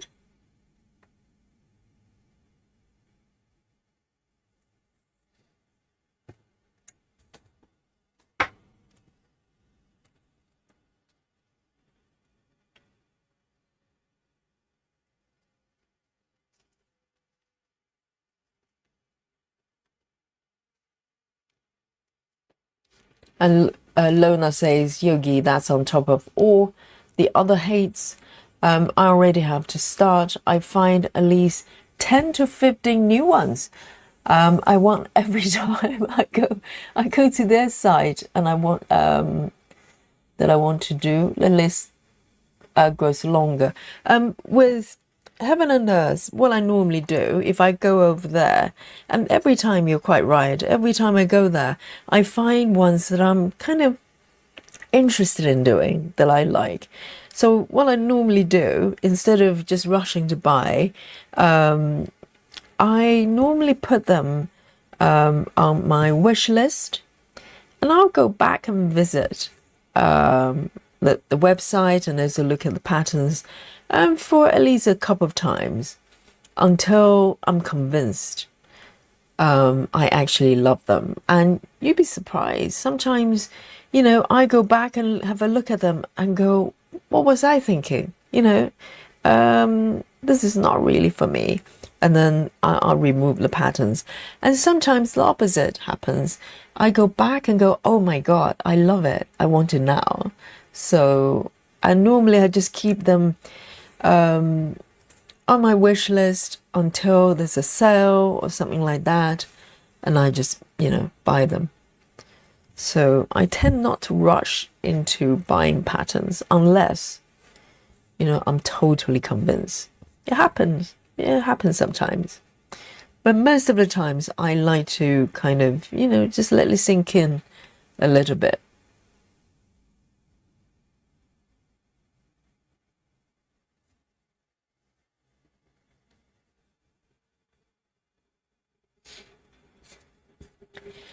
Cassie says, start them all and enjoy the journey. Yeah, because, you have nothing to lose. You just have more fun, more choices. Why not?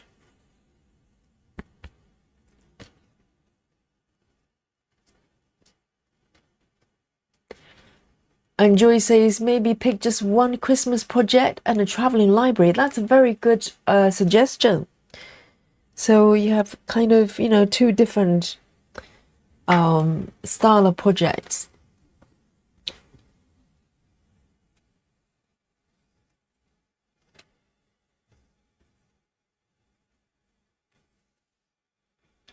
Maria says the hard part is going to be figuring out which one you will stitch on a certain day. Yes, that's why we have the fairy spin. World of divine power from the stitching yogi. Sorry, not stitching from the fairy yogi. Okay, not me. It's a fairy yogi. But I'm still working on that wheel. It's working. I just want to make it better. And once I get that done, I'm here to help people who are lost and just need some guidance from the fairy, and we can do a spin for you, every day. So that's the plan.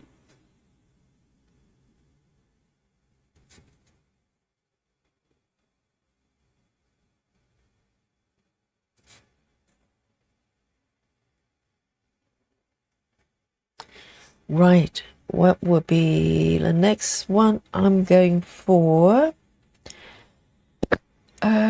I might come back to the bottom left again to build a little bit more, a few more stitches on the bottom left here. Here we go.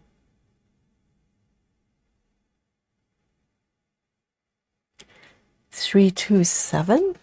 3, 2, 7.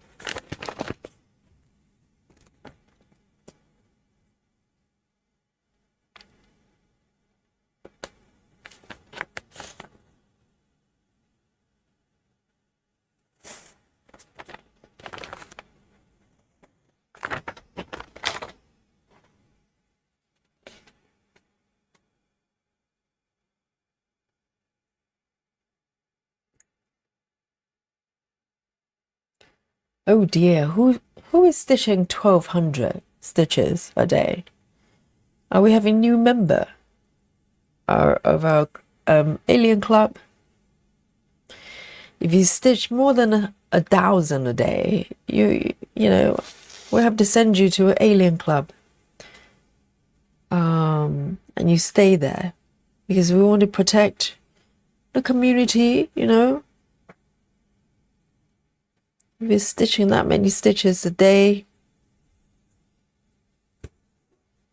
we need to make sure that we keep you in a safe place, away from the mere mortals like me.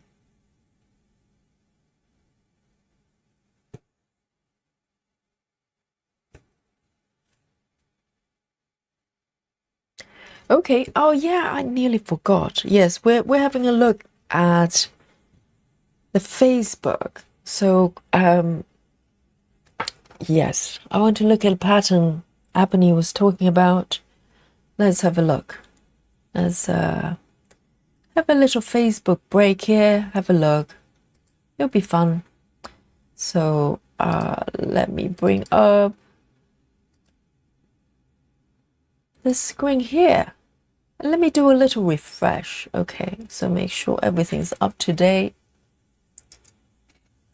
Oh, I can see that pattern right there. Okay, let's have a look. Let's see if we have some new posts here. Hang on. So Natalia is working on the sunroom. It's beautiful, gorgeous. Let's have a look. The progress. Let's have a look at this. Oh, interesting. So is this bottom left? Is it bottom left? And you kind of go up in a column of 1, 2, 3, 4, 5. Interesting. That's so pretty. A lot of details. And this is, I believe, is 10 stitches, 32 counts. That looks really good, actually. Yes, it's so organized because you don't have that many loose stitches. So that's really pretty, Natalia. Very, very neat. Very, very neat. And we've also got, oh, Wendy. That is so cute. It's Cloud Factories, the Stitches Book Club. A section comes out every month. You know what this piece reminds me of? There's a piece I was really, really fond of. It's called it's a Tree of Life. It's by a Russian artist, I think. And I was trying to get hold of that pattern, but it was all sold out. That pattern only came in paper form, and I couldn't find a copy. But I love that pattern, and the color scheme here reminds me of that piece. That looks like so much fun, Wendy. That's very pretty. And let's have a look. And Rochelle, this is Rochelle's piece. Oh, that's so sweet though. It's full cross, and it looks probably about 20 counts, 20, 22, something like that. That's very pretty. It's very pretty.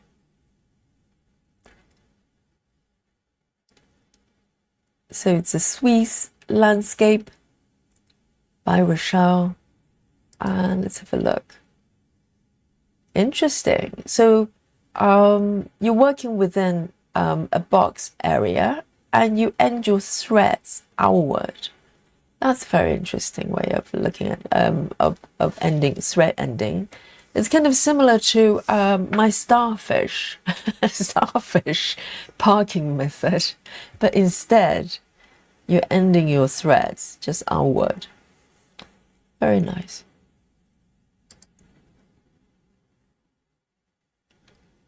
And Allison's home is where my cat naps. Very nice. Very bright green there. Yes, it comes with a frame here. Yes, it looks a lot brighter than the mock-up, doesn't it? Look at that. It's almost like glowing. The green is glowing. Very interesting.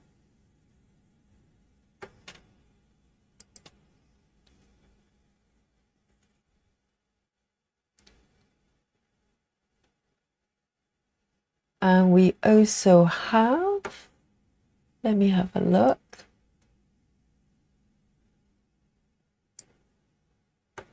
Right, is Irene. And this is Magnolia. Max Colors by Marianne Broom. It's from Hade, 1/1, 25 counts. Wow.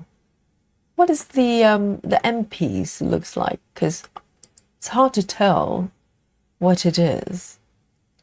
But it looks very moody. Beautiful. Yes, this is Joy's piece. Very lovely.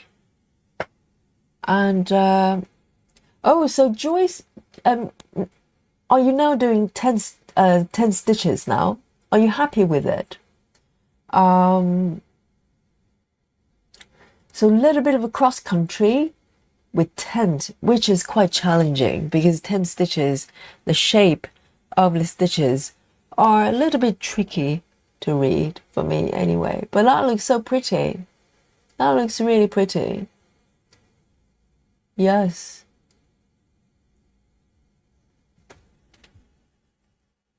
That's beautiful, Joyce. And Lily.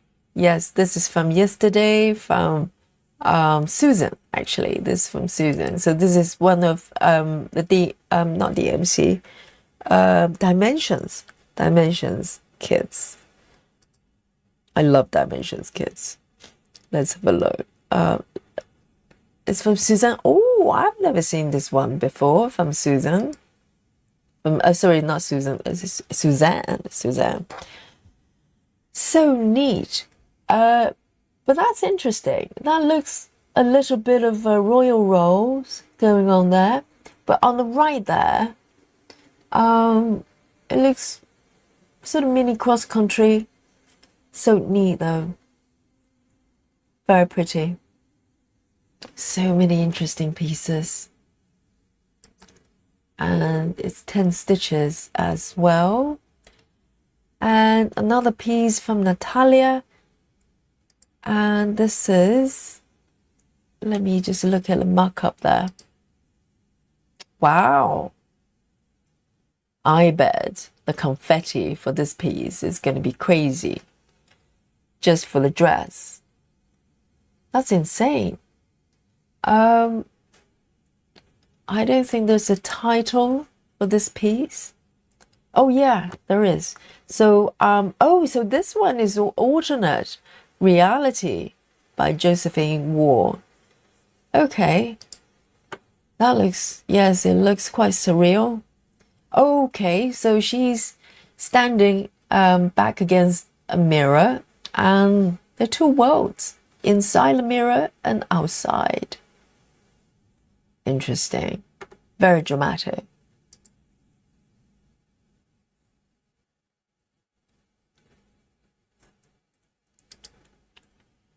Let's go down here. Let me sort it in order so I get to see. Because for a moment there, I just saw that toy shop piece, and now I can't see it anymore. I think Facebook sometimes has a crazy way of sorting the post. It's a little bit random. So we've seen this one. Let me scroll down. I want to get to the toy shop as well. So we've seen these ones. Because I saw the markup there. And oh, so this is a new version. Okay, I thought I was looking at the older one. So this is from Chris and Susan Barnes. Wow, you've made a lot of progress here with the traveling library. It looks so neat, really pretty. And I like the way you organize your part threads. It reminds me of hair. It's like a hairstyle. Wow. Yeah, well, the bottom left, the flower start is actually quite nice. I've seen quite a few of you doing bottom left. And I was tempted to do that, but I decided to start from the center top instead. It's a very nice start of the location there. And this is Woodland Santa from Susan. Very pretty. I love the simplicity of it. And this one, ooh, Claudia. Which one is this? Oh, this is the quarantine cat. My goodness, do you think someone came up with this artwork during lockdown. Oh my God, this is so much fun. Look at those cats, the couch potatoes. And this is so funny. I've never seen this one before, so thank you for sharing it. This is so much fun and really pretty as well. And the cat's on the chandelier. Goodness. Oh, they're having a good time. Yes. And it feels somewhat Christmassy as well, probably because of the green plants on the right there. And very, very pretty. Very, very pretty. So nice. Yes. Thank you, Claudia. Quarantine cats. Oh, so this is the one Ebony was referring to. I've seen this one, actually. I've seen someone posting this one. So, Ebony, are you doing the full size? Because I think there's a large one and probably mini ones. Well, I think this one probably you need to go for at least regular, right? Because there's so much going on there. It is a fun piece. It's definitely a fun piece. Yes. But I do like Christmas Lane because it's very sort of in your face Christmassy, you know, in a quite classic kind of way. But this one is good fun as well. And that toy house in the front there is so pretty. Very, very nice. Oh, decisions. But with this piece, I would say I would like a little bit more red. You know, it's like that balance between green and red for Christmas. Very nice. We've seen this one. And thank you everyone for sharing your whips. It's very, very nice. So nice to have a sort of look at whips together and just a lot of inspirations, you know, and different working methods as well. That's always inspiring. Yes, but that quarantine piece is so funny. That's all of us during that period. And it's so funny because I had to go back. I had to take one of my cats at that time, Molly, to the vet. And because Molly was putting on weight, she was always really not slim, but you know, normal shape, normal weight. But for some reason, during lockdown, she was putting on weight, and I took her to the vet, and the vet was laughing. The vet was saying that, you know, it's COVID weight or something like that, because you know, human pets, everybody was putting on weight during that period. Out of stress, I think.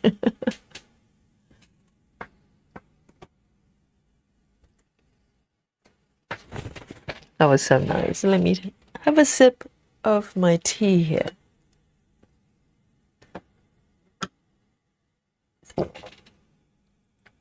I know, so much fun.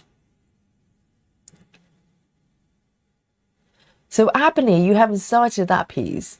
So Ebony says, I'm not sure which one to do, at least regular, like you said, I think. Yes, can you imagine if that one comes in super size as well? Because it's got so much details. I think mini probably wouldn't do it justice.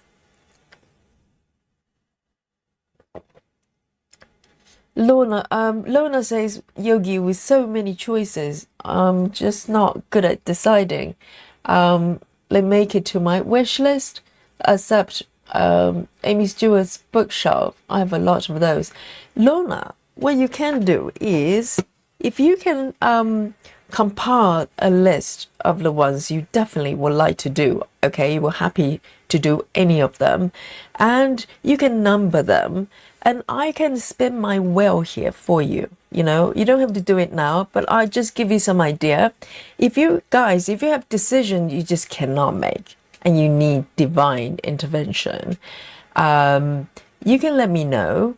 And for instance, for Lona, she can number those patterns she's thinking about starting but don't know which one to start first. Eventually, she's going to do them all, okay, guys? We'll make sure that she does. But to start with, in terms of which one to do first, I can do a spin for you to decide for you, okay? Let the fairy decide for you. So let me know whenever you're ready. Just come back to me, and you know, when you have them numbered, and I'll ask the fairy to do it for you, okay? Lona, I can increase the number. If it's 300, okay, it's a little bit tricky. But if it's like 20 or 30, you know, I can customize numbers for you. So, you know, just come back to me whenever you're ready, and you know, I'll see what we can do. Suzanne, World of Doom. Yes, exactly. If you think having more whips is a you know, I know Susan, you're leading Suzanne stray, okay? Now, it's the well of hope, well of light, okay, guys? Leading you to the light. That's what fairies do. So whenever you have, you know, if you're lost, and fairy is here to help.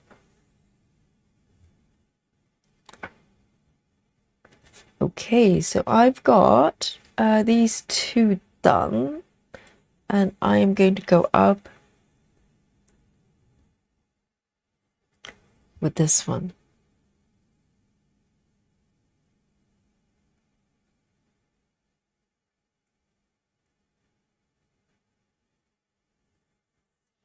Just one stitch, or maybe two stitches.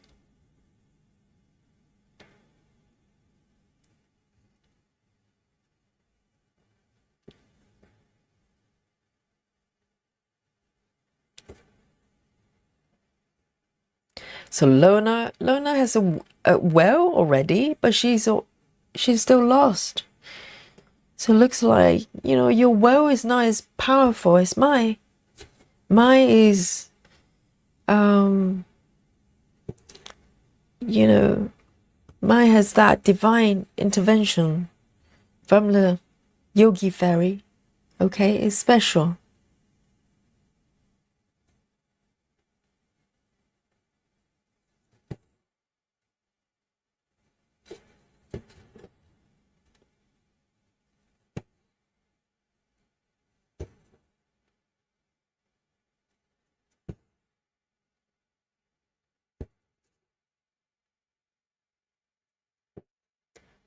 Susan. Oh, Susan. I'm worried about you. You know, I see hopes. You see doom. I don't know how that works.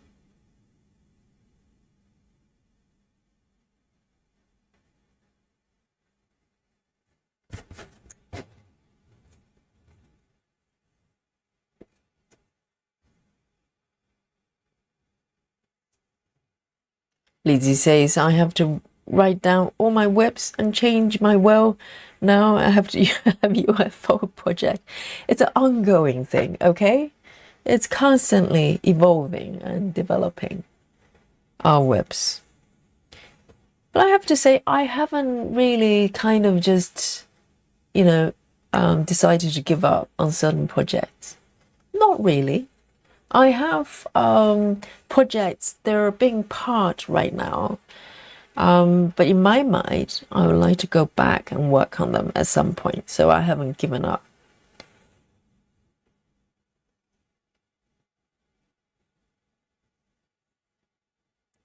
Here we go, over here.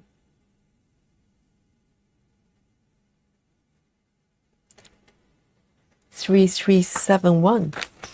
3, 3, 7, 1.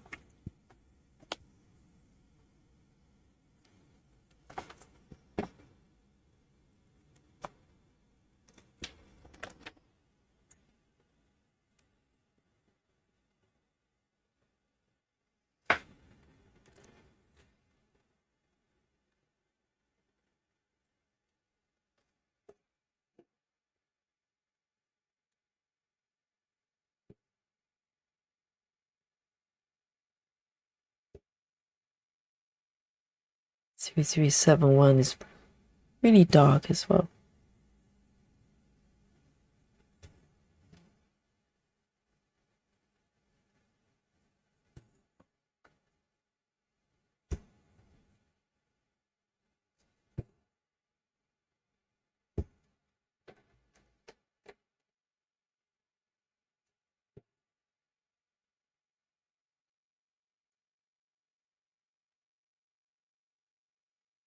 I think I'm gonna part downwards.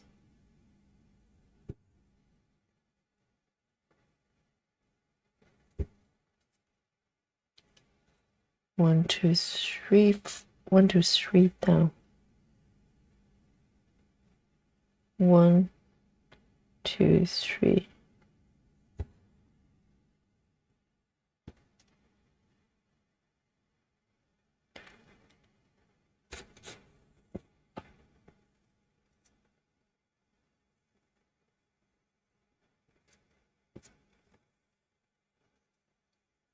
Natalia, night night. Sweet dreams. Really good to have you.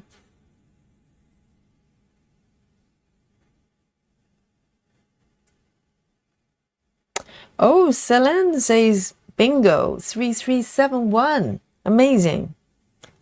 Yes, I've just finished it, so maybe a relay one. Relay bingo.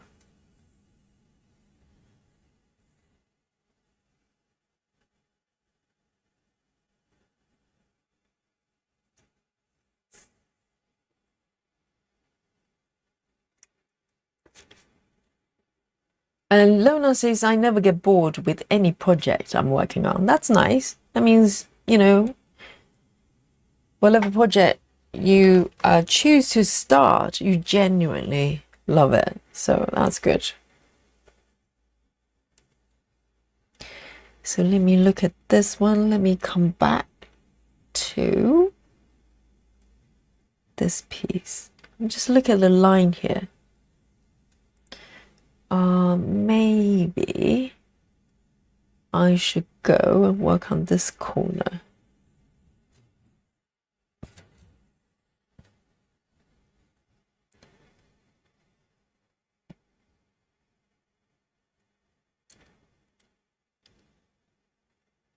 Let me do this one then.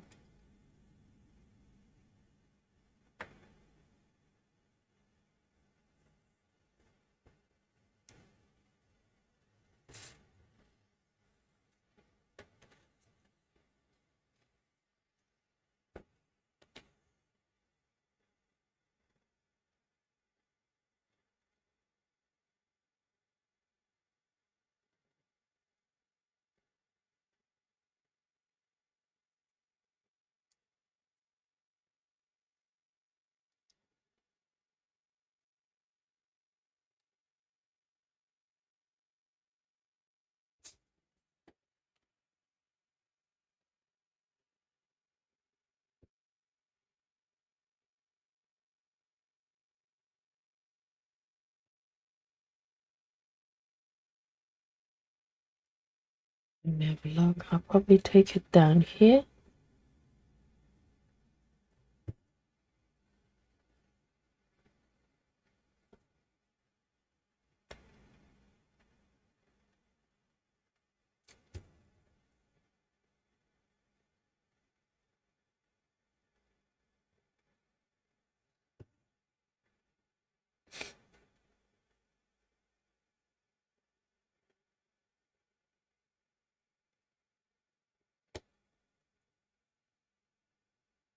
Joy says, not let the will choose the pattern, but join in on one of our sour days with a matching new start. Yeah, that's a good idea too. I think the will is useful for days you just don't know which one you want to do, like random days. Not random days. Most days are random days. But yeah, but even within the sour days, you might have multiple pieces from the same artist that you don't know which one to work on. Days like that, you know. What I normally do is just kind of just look at them.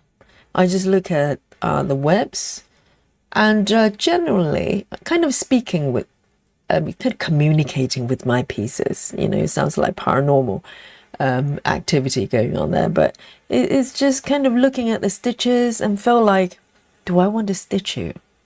And most of the times I'll get one of them going back, coming back to me and go, me, me, me. So that would be the one.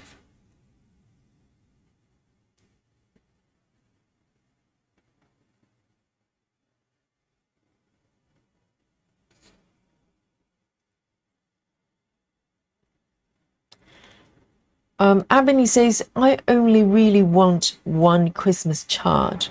So, of course, there's still time for something else to catch my eye. I know. Do you think they're going to push out? Imagine if you pick one pattern now, kit it up, and then heaven and earth, they push out like a whole bunch of really, really good, really pretty Christmas ones.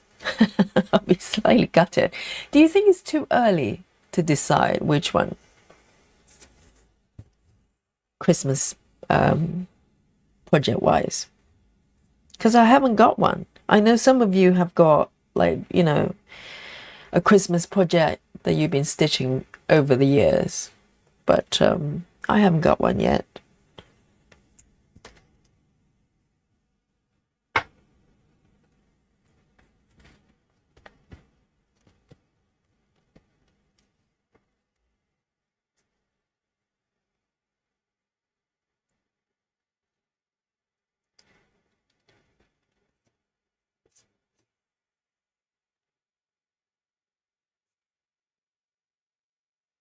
Here we go.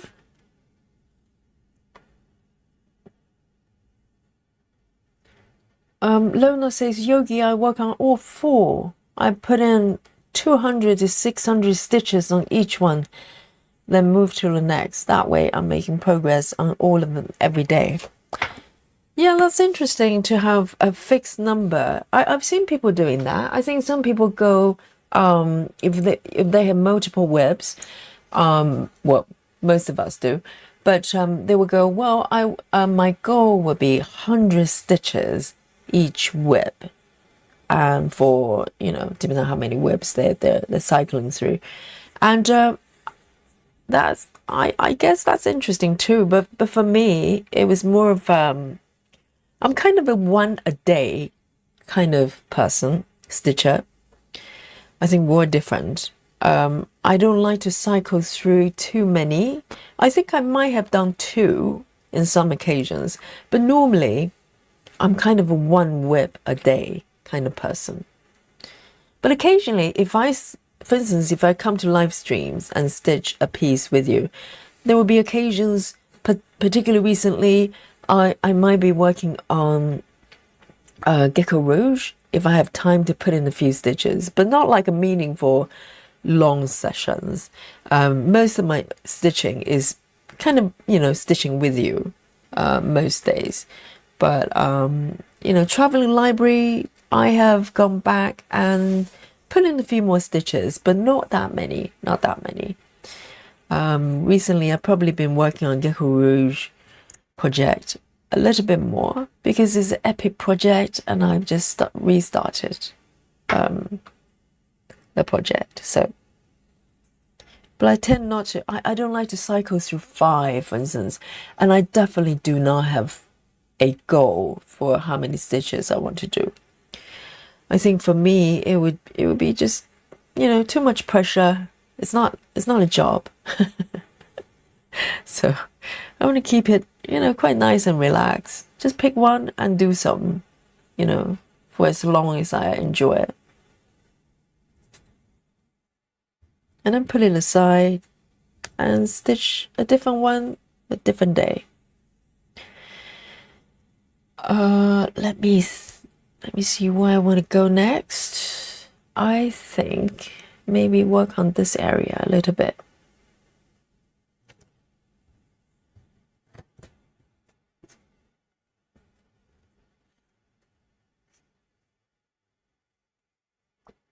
Steph says, I also really like that Christmas lane pattern. You all really stop enabling me to find more I want to stitch. Should we look at that one as well? Because we've got a browser here anyway. The Christmas lane one, it is quite pretty. Let me see if I can find it first, and then I'll show it to you. So it's Heaven and Earth.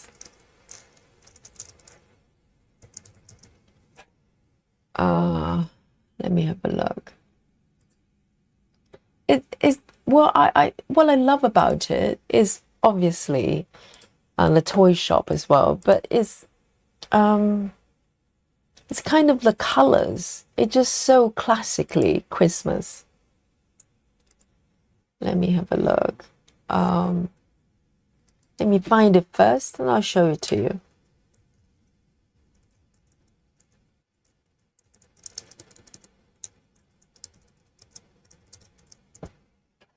Okay, I got it. Hang on. Oh dear, hang on. Let me do it again.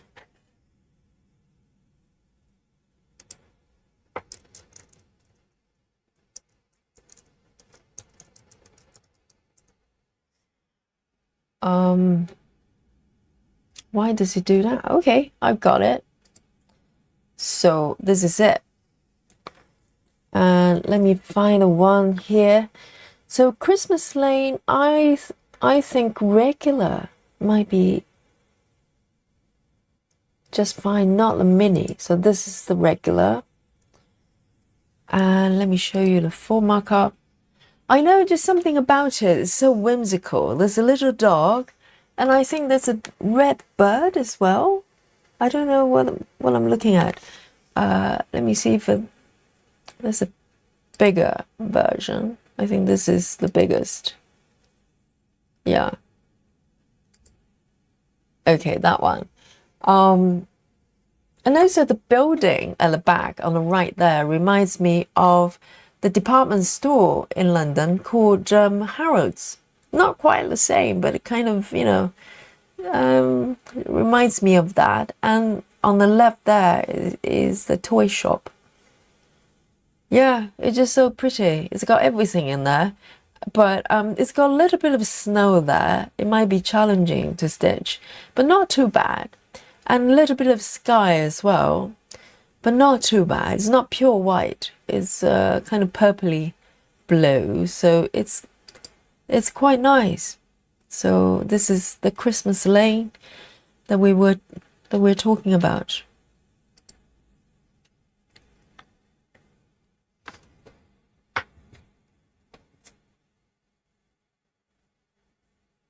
Oh, Abony says, oh, I love it. I would love if Amy Stewart did a Christmas interior piece with no cats. I think cats are mandatory for interior Christmas piece. Okay. Abony, how about that piece? The quarantine cats. That piece I think would be perfect for Abony. I think.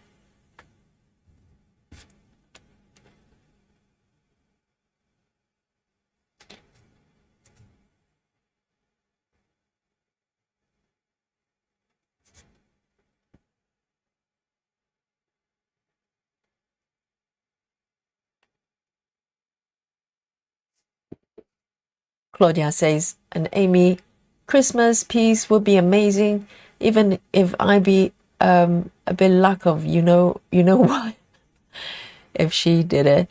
I'm surprised she hasn't got one that's Christmas themed, because Chira Marchetti has got a couple of pieces of Christmas ones.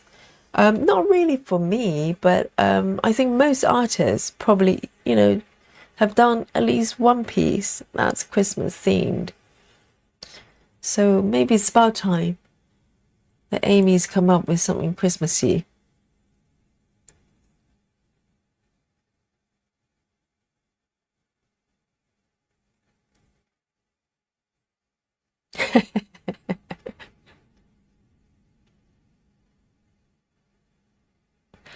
Susan says, stitch on light grey fabric. It makes the snow easier to stitch. That's a very, very good point. Yeah, I think if a pattern has got quite a lot of, white, light colors, maybe to choose a fabric that's got slight, sort of, a tint of different color. So just to give it a little bit more contrast. Otherwise, this is going to be quite painful, isn't it? When you get to the snow, oh, I know it's pretty, but it's going to be, you'll probably go blind.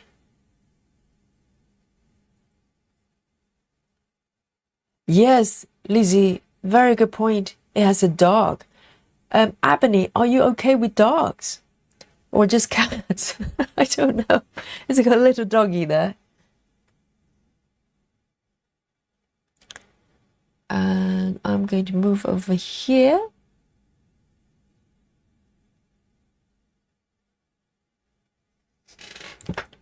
And take care of this area. So it's not supposed to have kind of, the area goes in like that.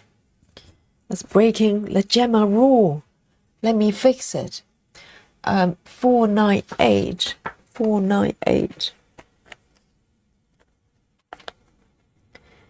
It's another one of those really beautiful red.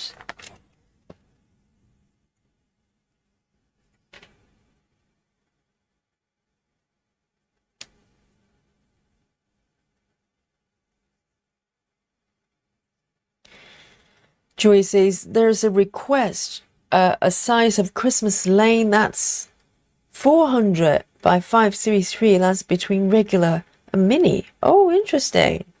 So they do customize sizes as well. That's interesting. I didn't know you can request size differences. I thought you just asked for max colors or expansion or whatever it's called. So it's a little bit smaller, apparently.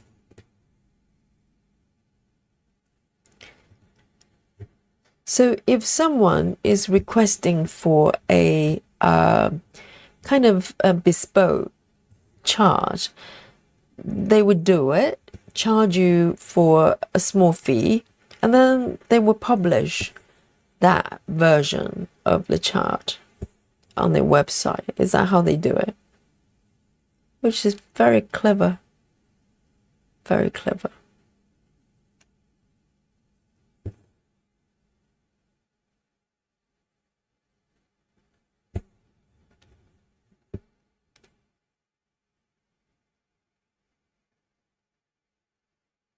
All right, so I'm going to end this color here.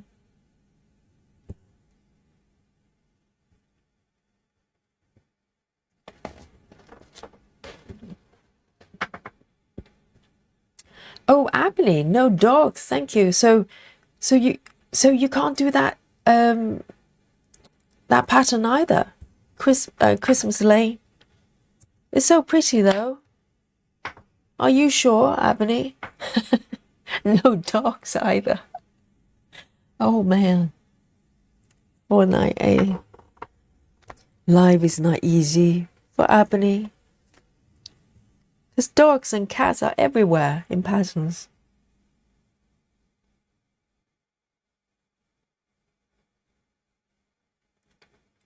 But at least now she's stitching a fox, so it's not all bad.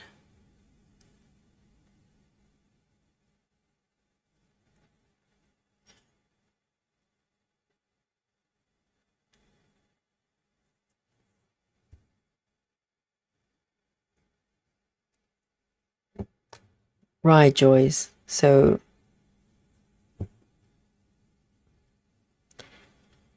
they just do the customized version and then publish it for everyone else.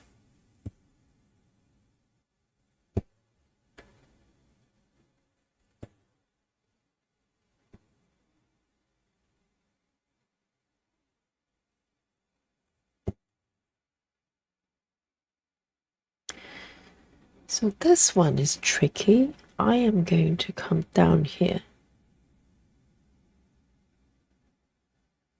Okay, I am going to move it up over here. There's 6 stitches, which is quite nice.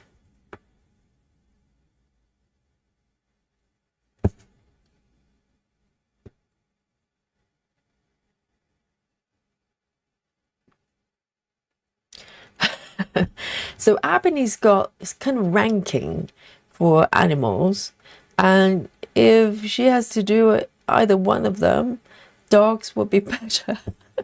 What about teddy bears? Are you okay with teddy bears, Ebony? Or is it too much? What about, I don't know, Mickey Mouse? Are you okay with Mickey Mouse?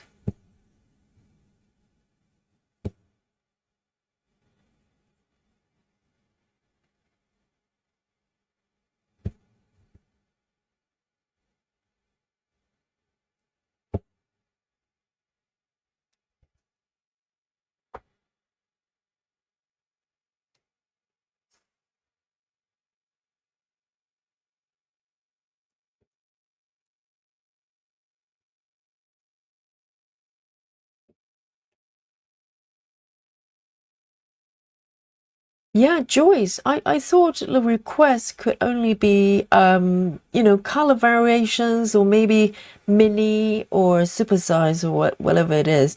I didn't know you can have a somewhere in between kind of, bespoke size.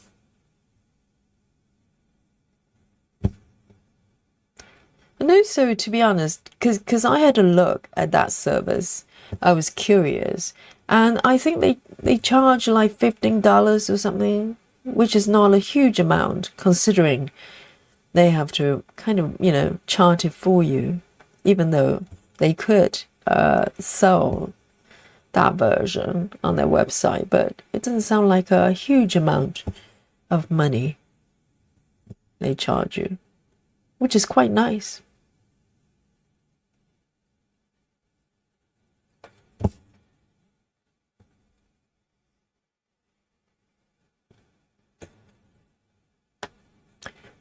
Oh, I'm breaking the rules again, but I'm gonna do it. I'm gonna do it. Cause kind of makes sense right now.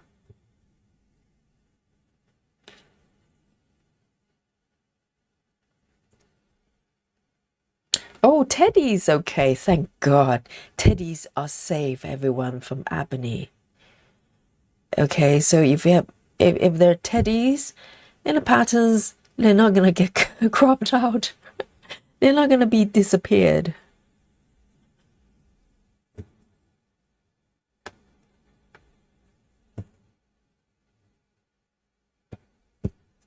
Teddies are safe.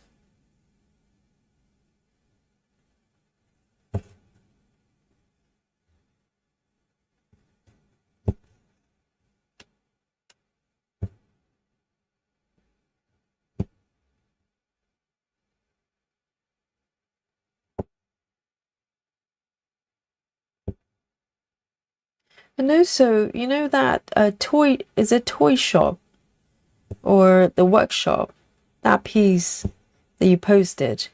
Are you sure there isn't a dog or cat in that piece? Because I wouldn't be surprised at all.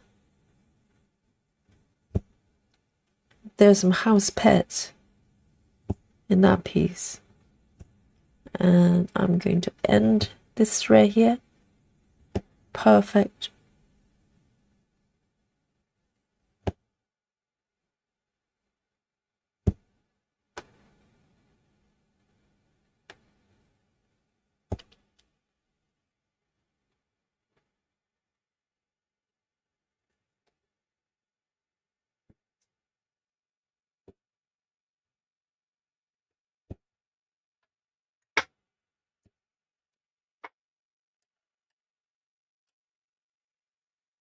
Oh, Susan, Susan has posted a pic of her Christmas lane stars. Let's have a quick look then. I'm curious.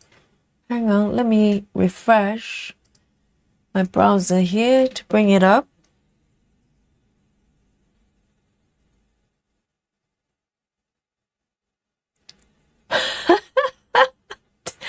Ebony, I just saw what you posted. Hang on. Oh my goodness. What is going on here? Let's have a look. Ebony just posted something as well.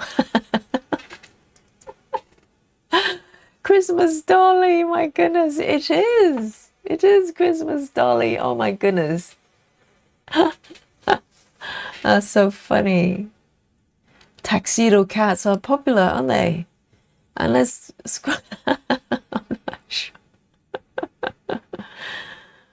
And oh, this is Susan's Christmas piece. So this is the one we just saw, the Christmas lane. And this is the progress so far. So did you start from, let me have a look at the mock-up. Did you start from, where did you start? Did you go for a, hang on, you're stitching the ribbon there, isn't it? Let's have a look. Oh, you've gone pretty far then. You're at the street light there, isn't it? Let me have a look. Or not. Oh, no, you're at the top there. I missed that. Yes. There's your upper left there. Very nice. And what size is this? Is it regular or max colors? I don't know whether they have max colors. That's very nice. Beautiful. Top left corner. Yes. That's lovely. Thank you so much. Don't know when this pattern came out, actually.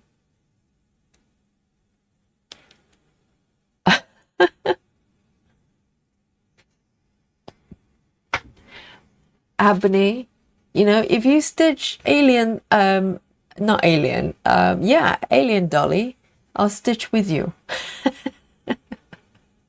I'm not sure Dolly would be, you know, would approve of that pattern. No, I'm kidding. No. I don't want to traumatize. I don't want to traumatize Ebony, you know? She's stitching the fox as it is. That's enough for her. Let her be.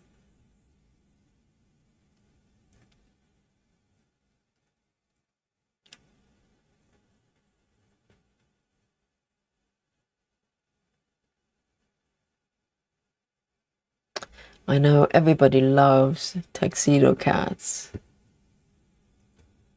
I know. They're so proper. They're dressed for, you know, formal occasions every day. In tuxedo.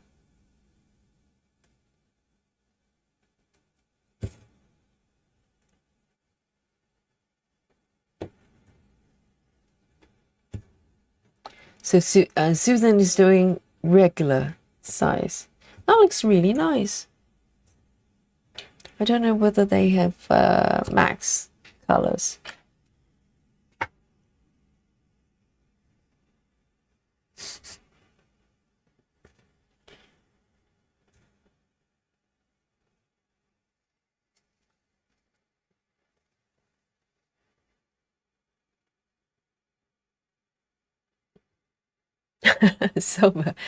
So we're stitching a piece called Blooming Whiskers. Look away, Ebony.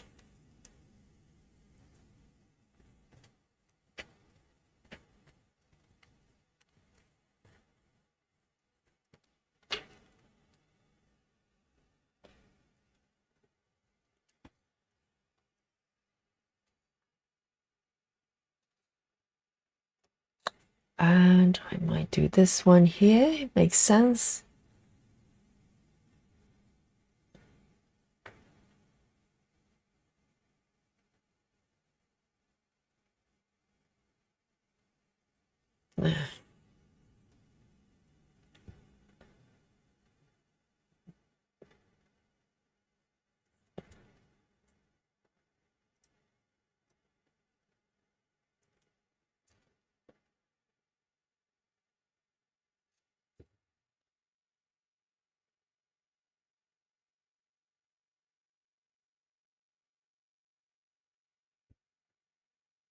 So I might actually follow the colors a little bit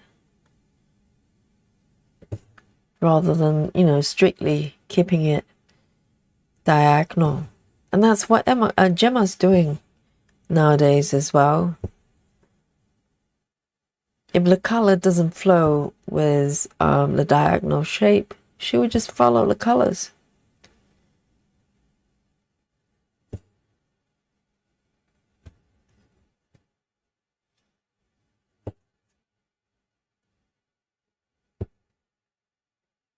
So this one has got kind of a straight roll.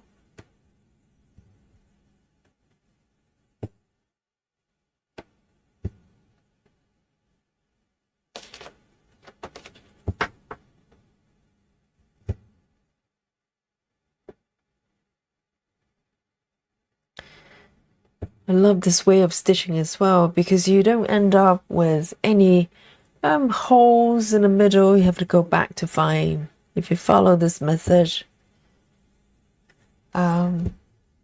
everything behind you is properly stitched. No ninja stitches anywhere.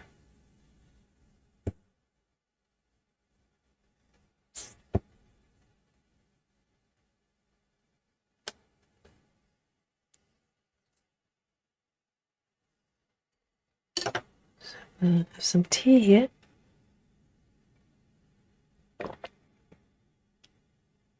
Silver says the only animals I refuse to stitch are cows, pigs, rats, and mice. That's a whole lot.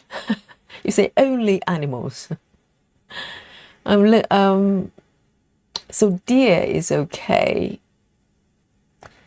Right, so anything that is, but why not cows? So if you stitch like a piece, that's that's kind of farm themed. Cows are not too bad. They don't look scary. Rats, I understand. maybe no rats. I don't know.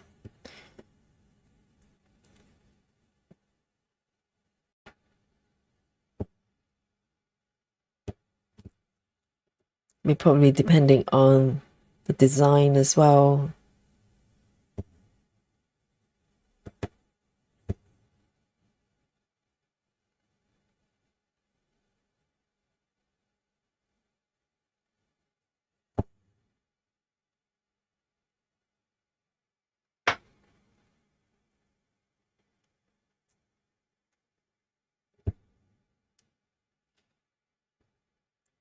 Few more here. I'm breaking rules already.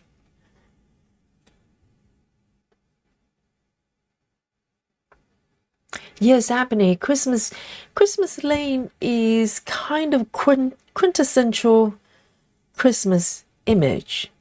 It's like something you probably get on a Christmas card. There's something very, very kind of, I don't know, it's just very cozy.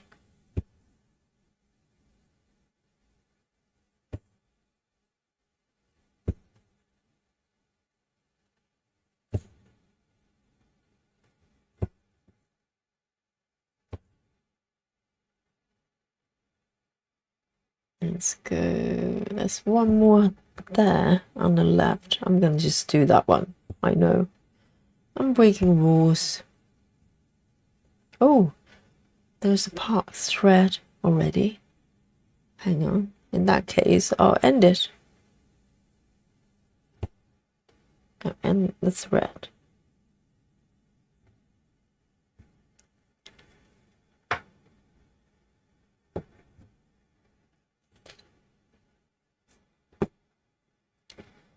Silver says the Gecko Rouge one I want is a bee, and I love bumblebees. So bees are okay for you. So you don't mind insects as such. Yeah, the bee piece is very, very popular for some reason. A lot of people love bees. I've seen a lot of people. I think they may have more than one bee pieces. I can't remember.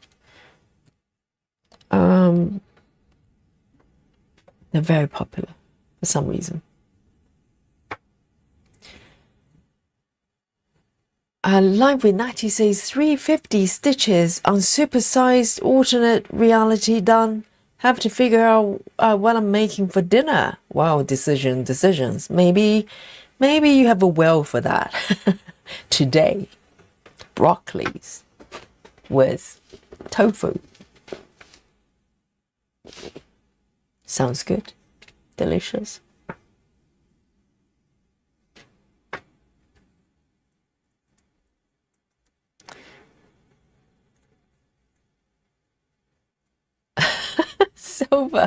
Silver is terrified of cows. Why? They're cute.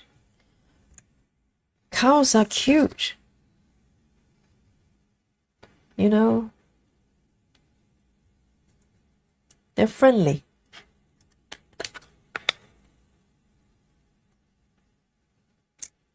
Let me remove some needles there.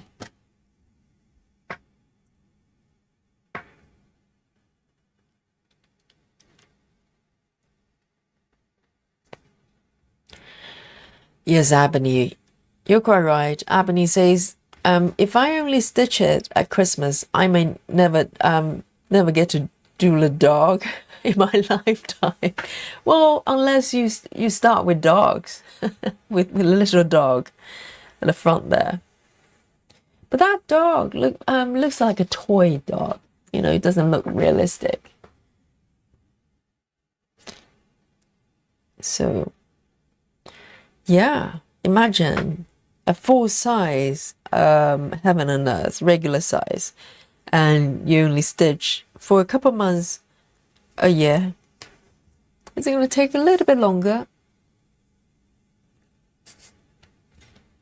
So normally a regular size for me, maybe 50 years.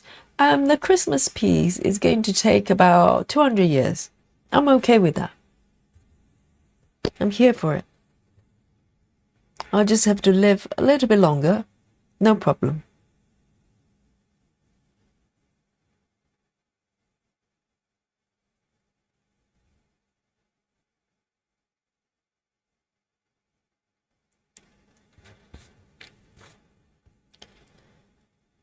One, two, three. That one. What is going on there? Two. Without. Oh, that one. I snipped off. Oh, how strange.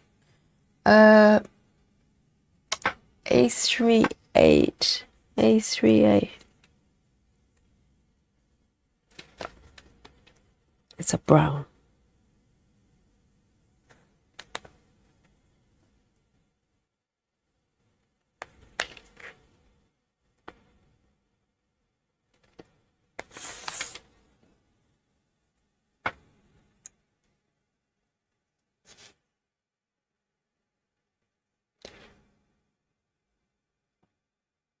Gretty, hello. It's been forever.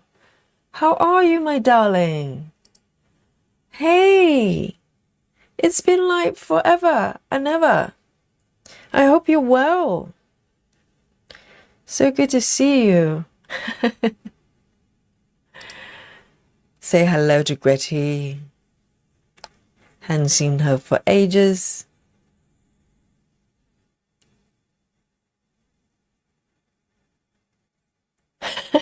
Oh no, Joyce. Joyce, let me find a comment. Are you for real? Joyce is down 2,000 2,000 stitches. I know you're doing half stitches, but still 2,000? Jeez. Yes. No. You're illegal alien. Joyce. Straight into the alien club. Off you go, Joyce. That's amazing. 2,000. How do you do that? I don't know. Joyce has entered a different dimension.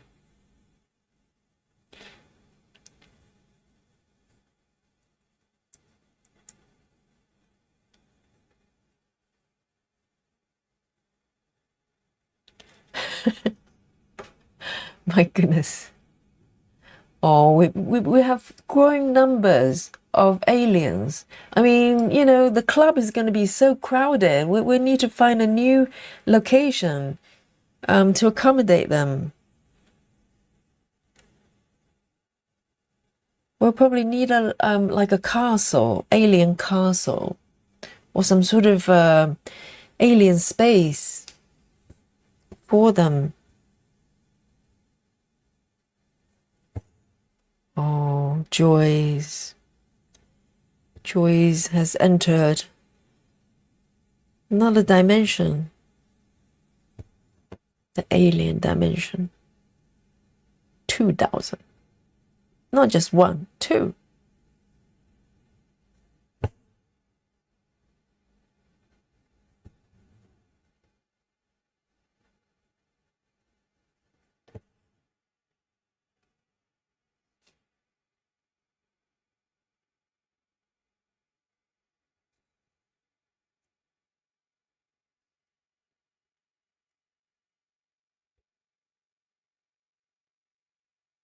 Claudia says, my grandfather had cows. When I visit, they will line up, wanting, what is that, squitches and treats. Yeah, cows are really intelligent, I think. Well, I think all animals are probably a lot smarter than we give them credit for.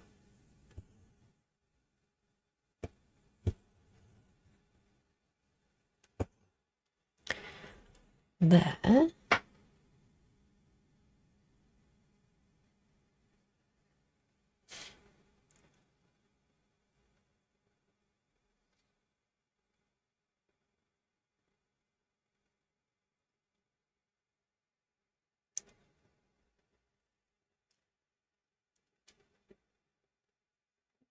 And Kirsten says, hi Yogi and the chat.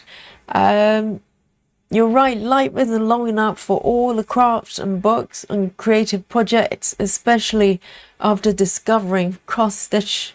Yes, Kirsten, but you know, you soon realize that completion isn't a goal, is it? Because if you complete something, you can't do it anymore. So it's about doing. It's like now, you know, every stitch. That's where the fun is. So who cares, you know, if you don't get to finish a piece, you are having fun while you're doing it. That's what is important. So, you know, so I don't mind if I have 200 projects.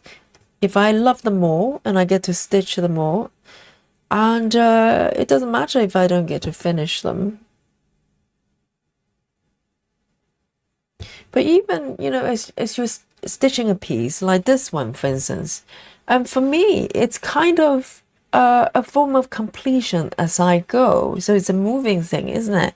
It's like now I can see the little kitty here forming. For me, it's a joy, and there's, you know, a snow globe there. That for me is a finish.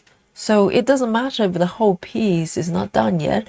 I'm enjoying the parts that I've finished, and so on and so forth. And this little chest, you know, is kind of taking shape as I move forward. That is where the joy is. And once the whole thing is done, I have to put it away. I can't stitch it anymore. And that would be, you know, a little bit sad. So I'd rather be here, be in the middle in a process, you know. So I'm not worried. I'm not worried.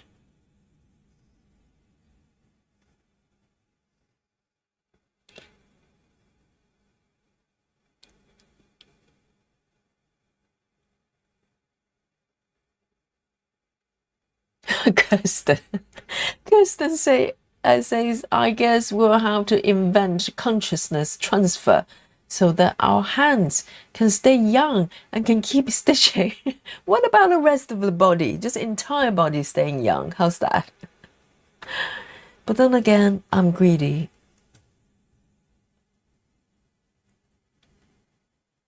Permanently 18. How's that?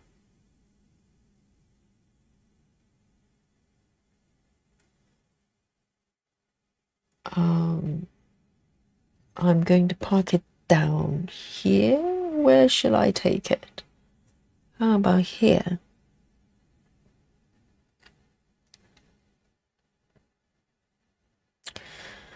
Just double checking where I am. Yes. So 1, 2, 3. 1, 2, 3.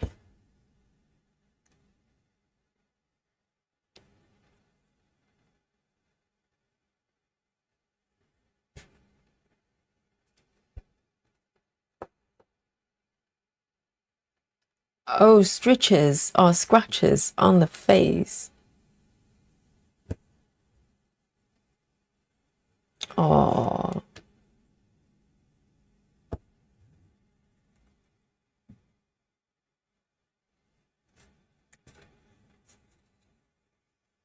Dawn says I'll never be the alien club. Me either, Dawn. We're in the human club, okay? It's better. We have buffet. Emoji buffet to enjoy. Aliens are not allowed to have it.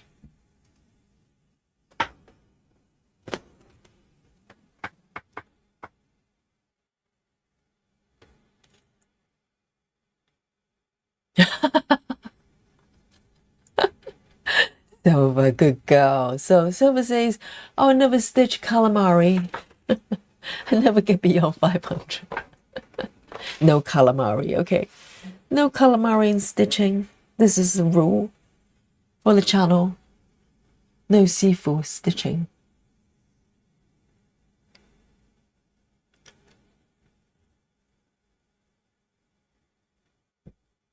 Night night, Ebony. Sweet dreams. No cats, okay? No cats for you, no dogs. Maybe teddy bear. Teddy bear is fine.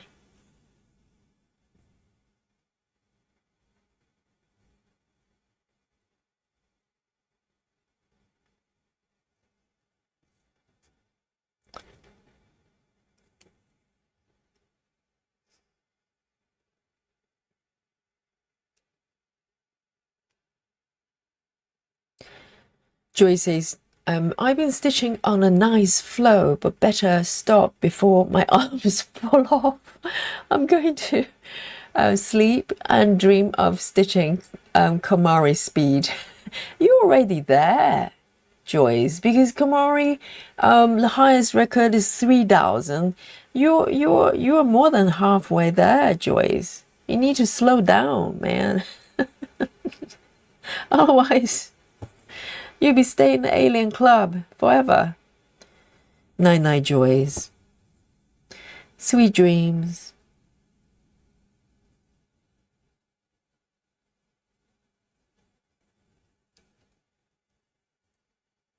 Komari speed.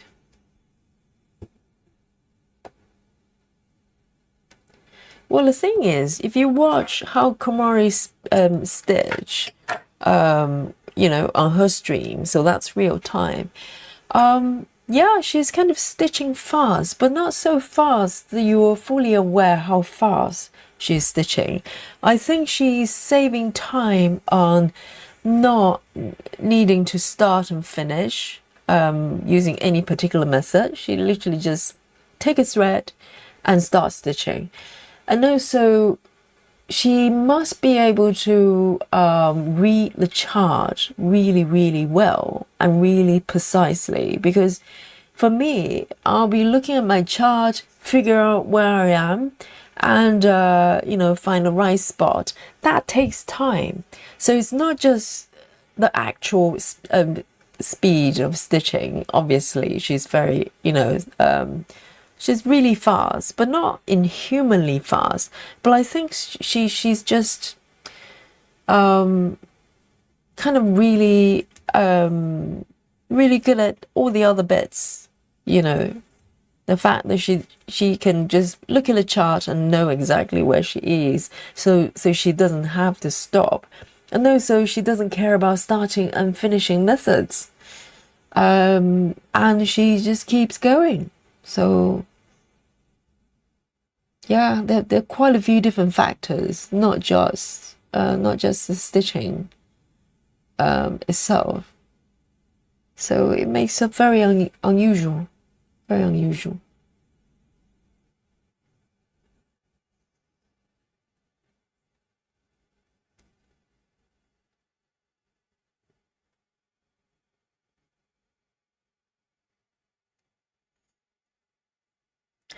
Oh, Busy Mom says, my whole house decor is farm animals and stuff.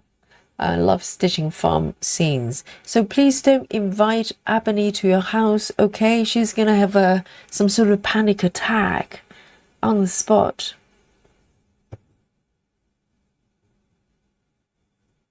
And we don't want that.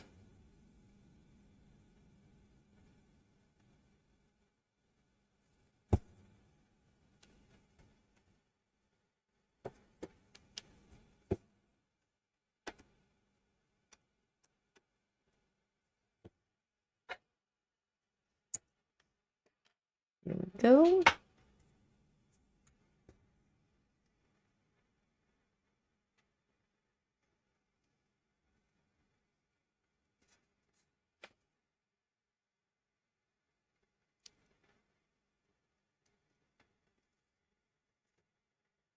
Kirsten says, I'm more addicted to starting new projects and new craft types, and there's so many to try and enjoy. Exactly, just enjoy the moment. Let go of sort of completion. It will come in time, but if you don't enjoy it, it doesn't matter if you finish it. And when you finish something, you have to find something else to do. So,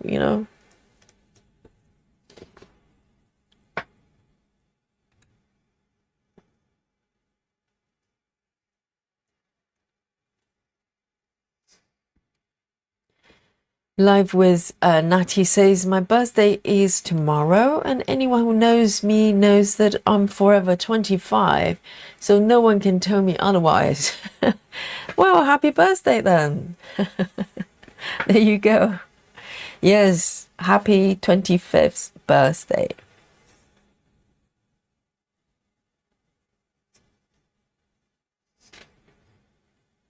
I think for me, the ideal age, guys, if you can stay in a certain age, what number would that be? So currently I'm 37, okay? But in my mind, I always feel like I'm about 27, because that's kind of the number, the age I feel like, I've already done the teenage thing, and I'm not like totally green, and I feel like a person. I think 27 would be the age I would, stay if I could choose to stay there. But I think everybody's different. I wouldn't want to be 18 again. No. 18 for me was disastrous. It was, a complete mess. But I felt by 27, I feel like I feel like me, like a person. But 25 is good too,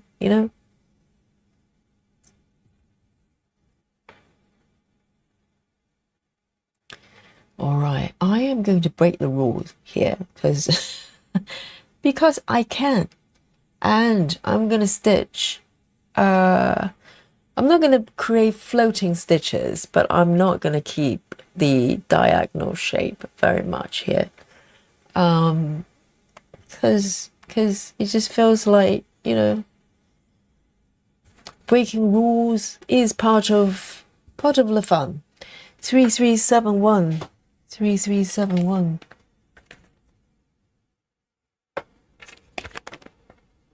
And some people might go, well, my current age, whatever that is the best. You know, some people might go, well, I don't ever want to go back. I'm just happy to be where I am.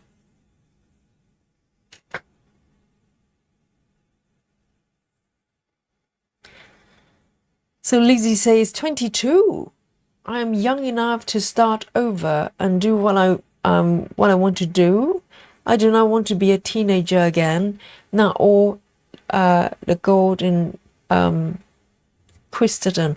I think majority of the people probably don't want to be a teenager again, because for most people that, you know, it's a bit of a nightmare being a teenager. It's no fun.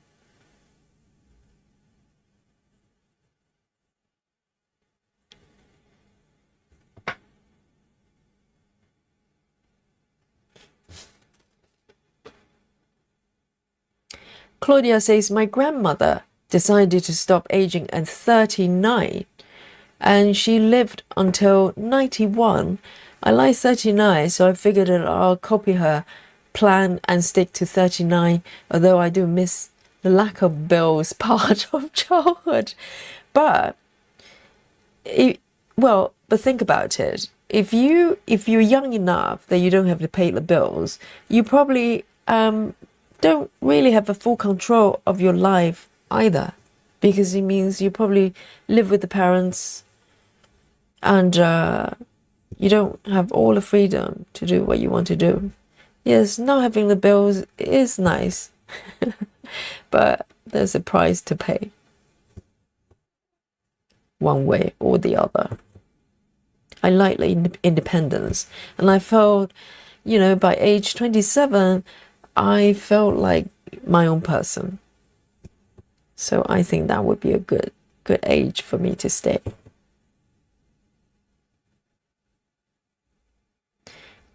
Live with Natty says 25 because that's how old I was before my world flipped upside down after losing my mom, actually turning 35.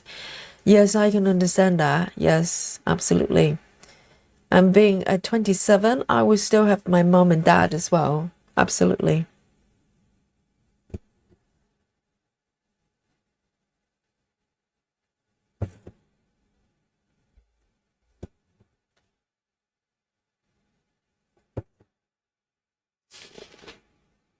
Claudia says, I actually love being a teenager.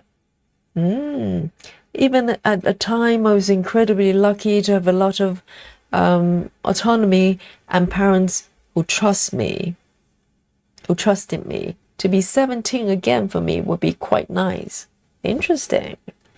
17 for me was a nightmare.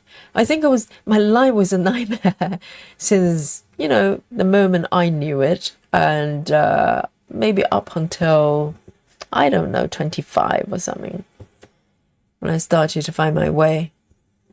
It was chaos through and through. Learning to be a person was challenging.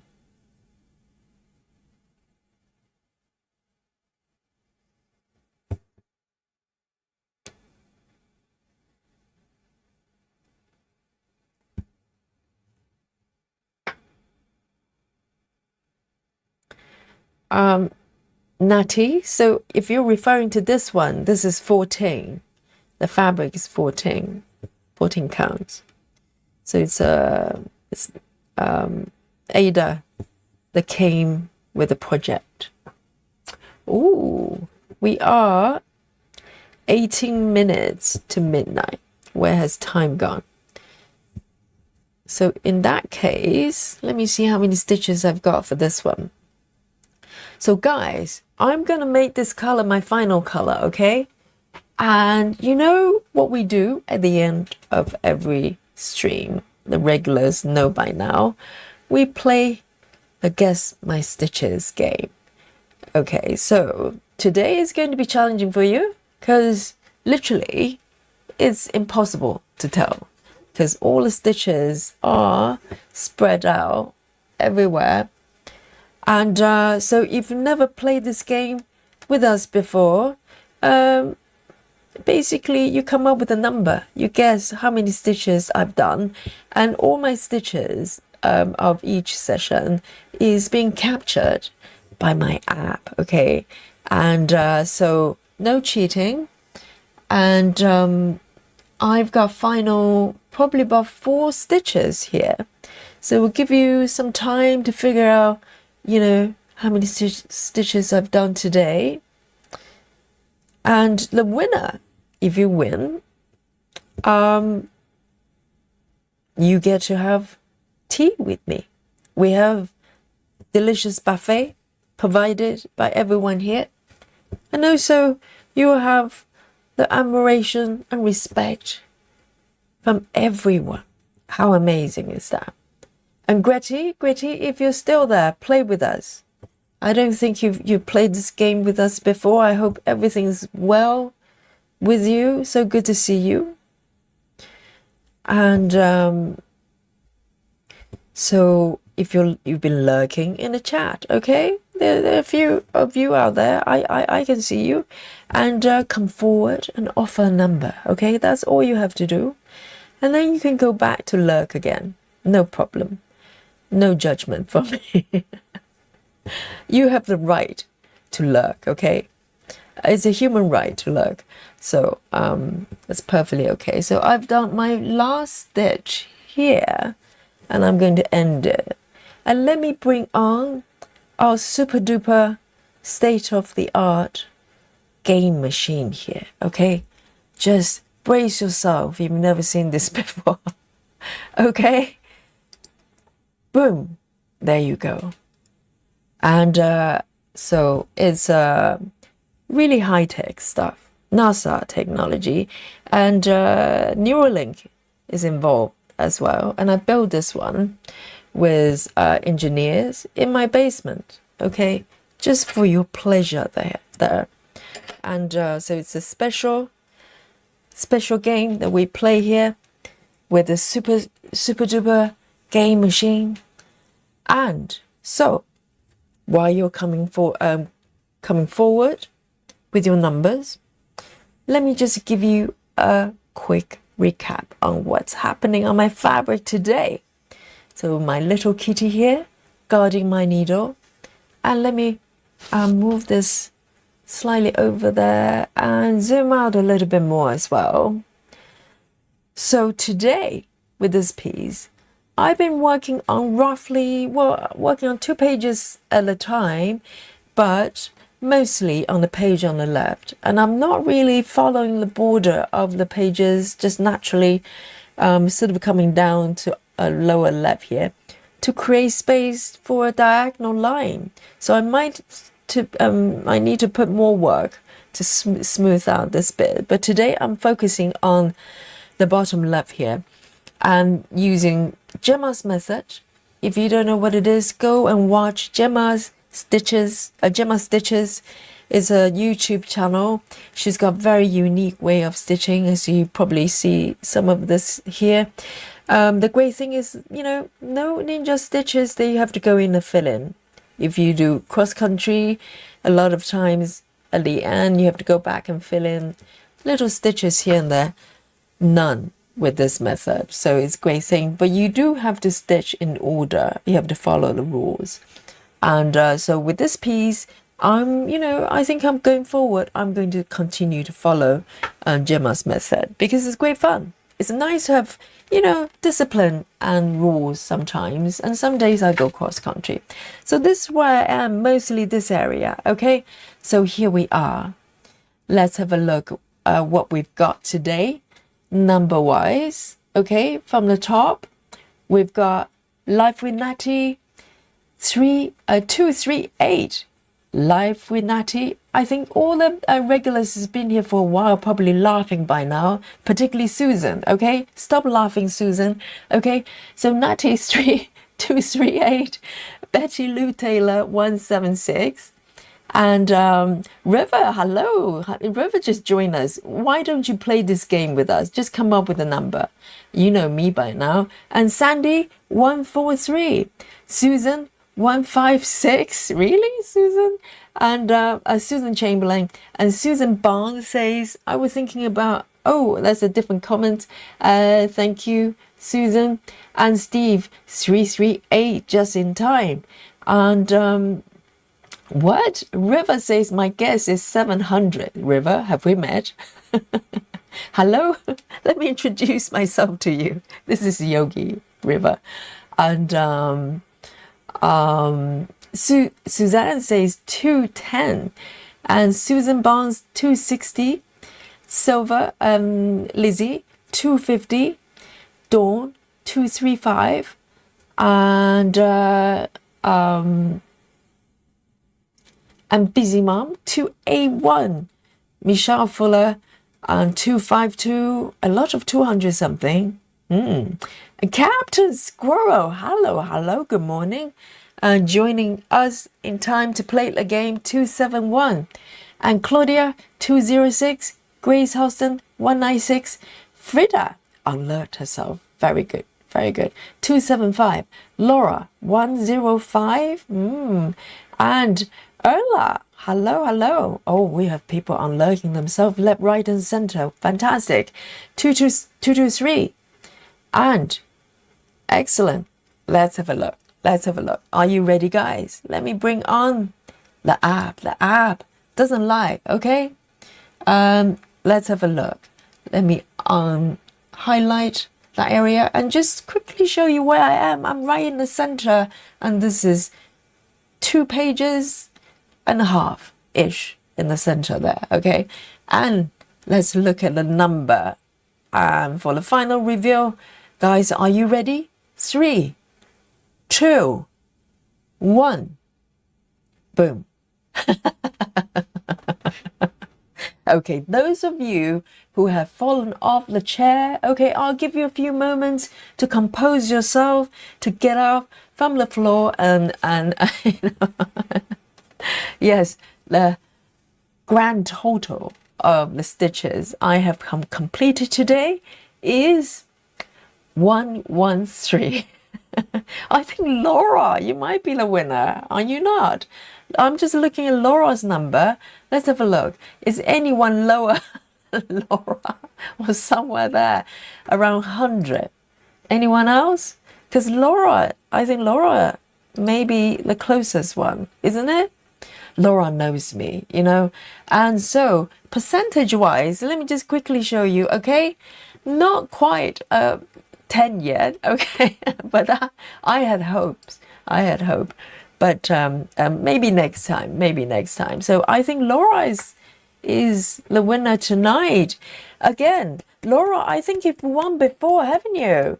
And so congratulations again. You know what you get when you winners get to have the buffet with me. It's like having tea with the queen. Is lovely stuff. And also the respect from everyone here and beyond in the stitching world. Laura, you are the winner today. And, you know, glorious victory for you and me. Of course, me, I win as well every night. So, oh, the buffet we have is fantastic. And Steve is, of course, back with the hot chili. And River with some really delicious low-carb food there. And some ice cream. And let's have a look. And Suzanne as well with chili, fantastic, and some alien calamari. And congratulations, yes, from everyone. Round of applause. Oh, we have delicious abundance of buffet today. Michelle, Dawn, and Susan as well. The daily dose of fast food, fantastic, wholesome spread from Busy Mom. And Laura is in tears. Thank you everyone from Laura and Grace Holston. Beautiful, delicious food, everyone. Captain Squirrel, healthy as ever, and all the favorite squirrel foods. And Laura is bringing food herself. What a lovely winner here, guys. This is so much fun. And I hope you enjoy the stitching with me today, as usual. And tomorrow, yes, it's a Friday, so Friday is also stitch whatever you want day. Okay, so Monday and Fridays, if you're new to the channel, we start at slightly later time. Okay, so I have classes in the evening, but we will have a spot of stitching after I come back. So probably around 11-ish UK PM UK time. Okay, so get your project ready and come and join me tomorrow, and we'll have a lovely session and have a nice chat as well. So from the sleepy London town, Yogi signing out, and thank you for today, and enjoy the buffet, and I'll see you in the next session. Nighty night, guys. Night night. Susan, we can go to bed now. Our job is done.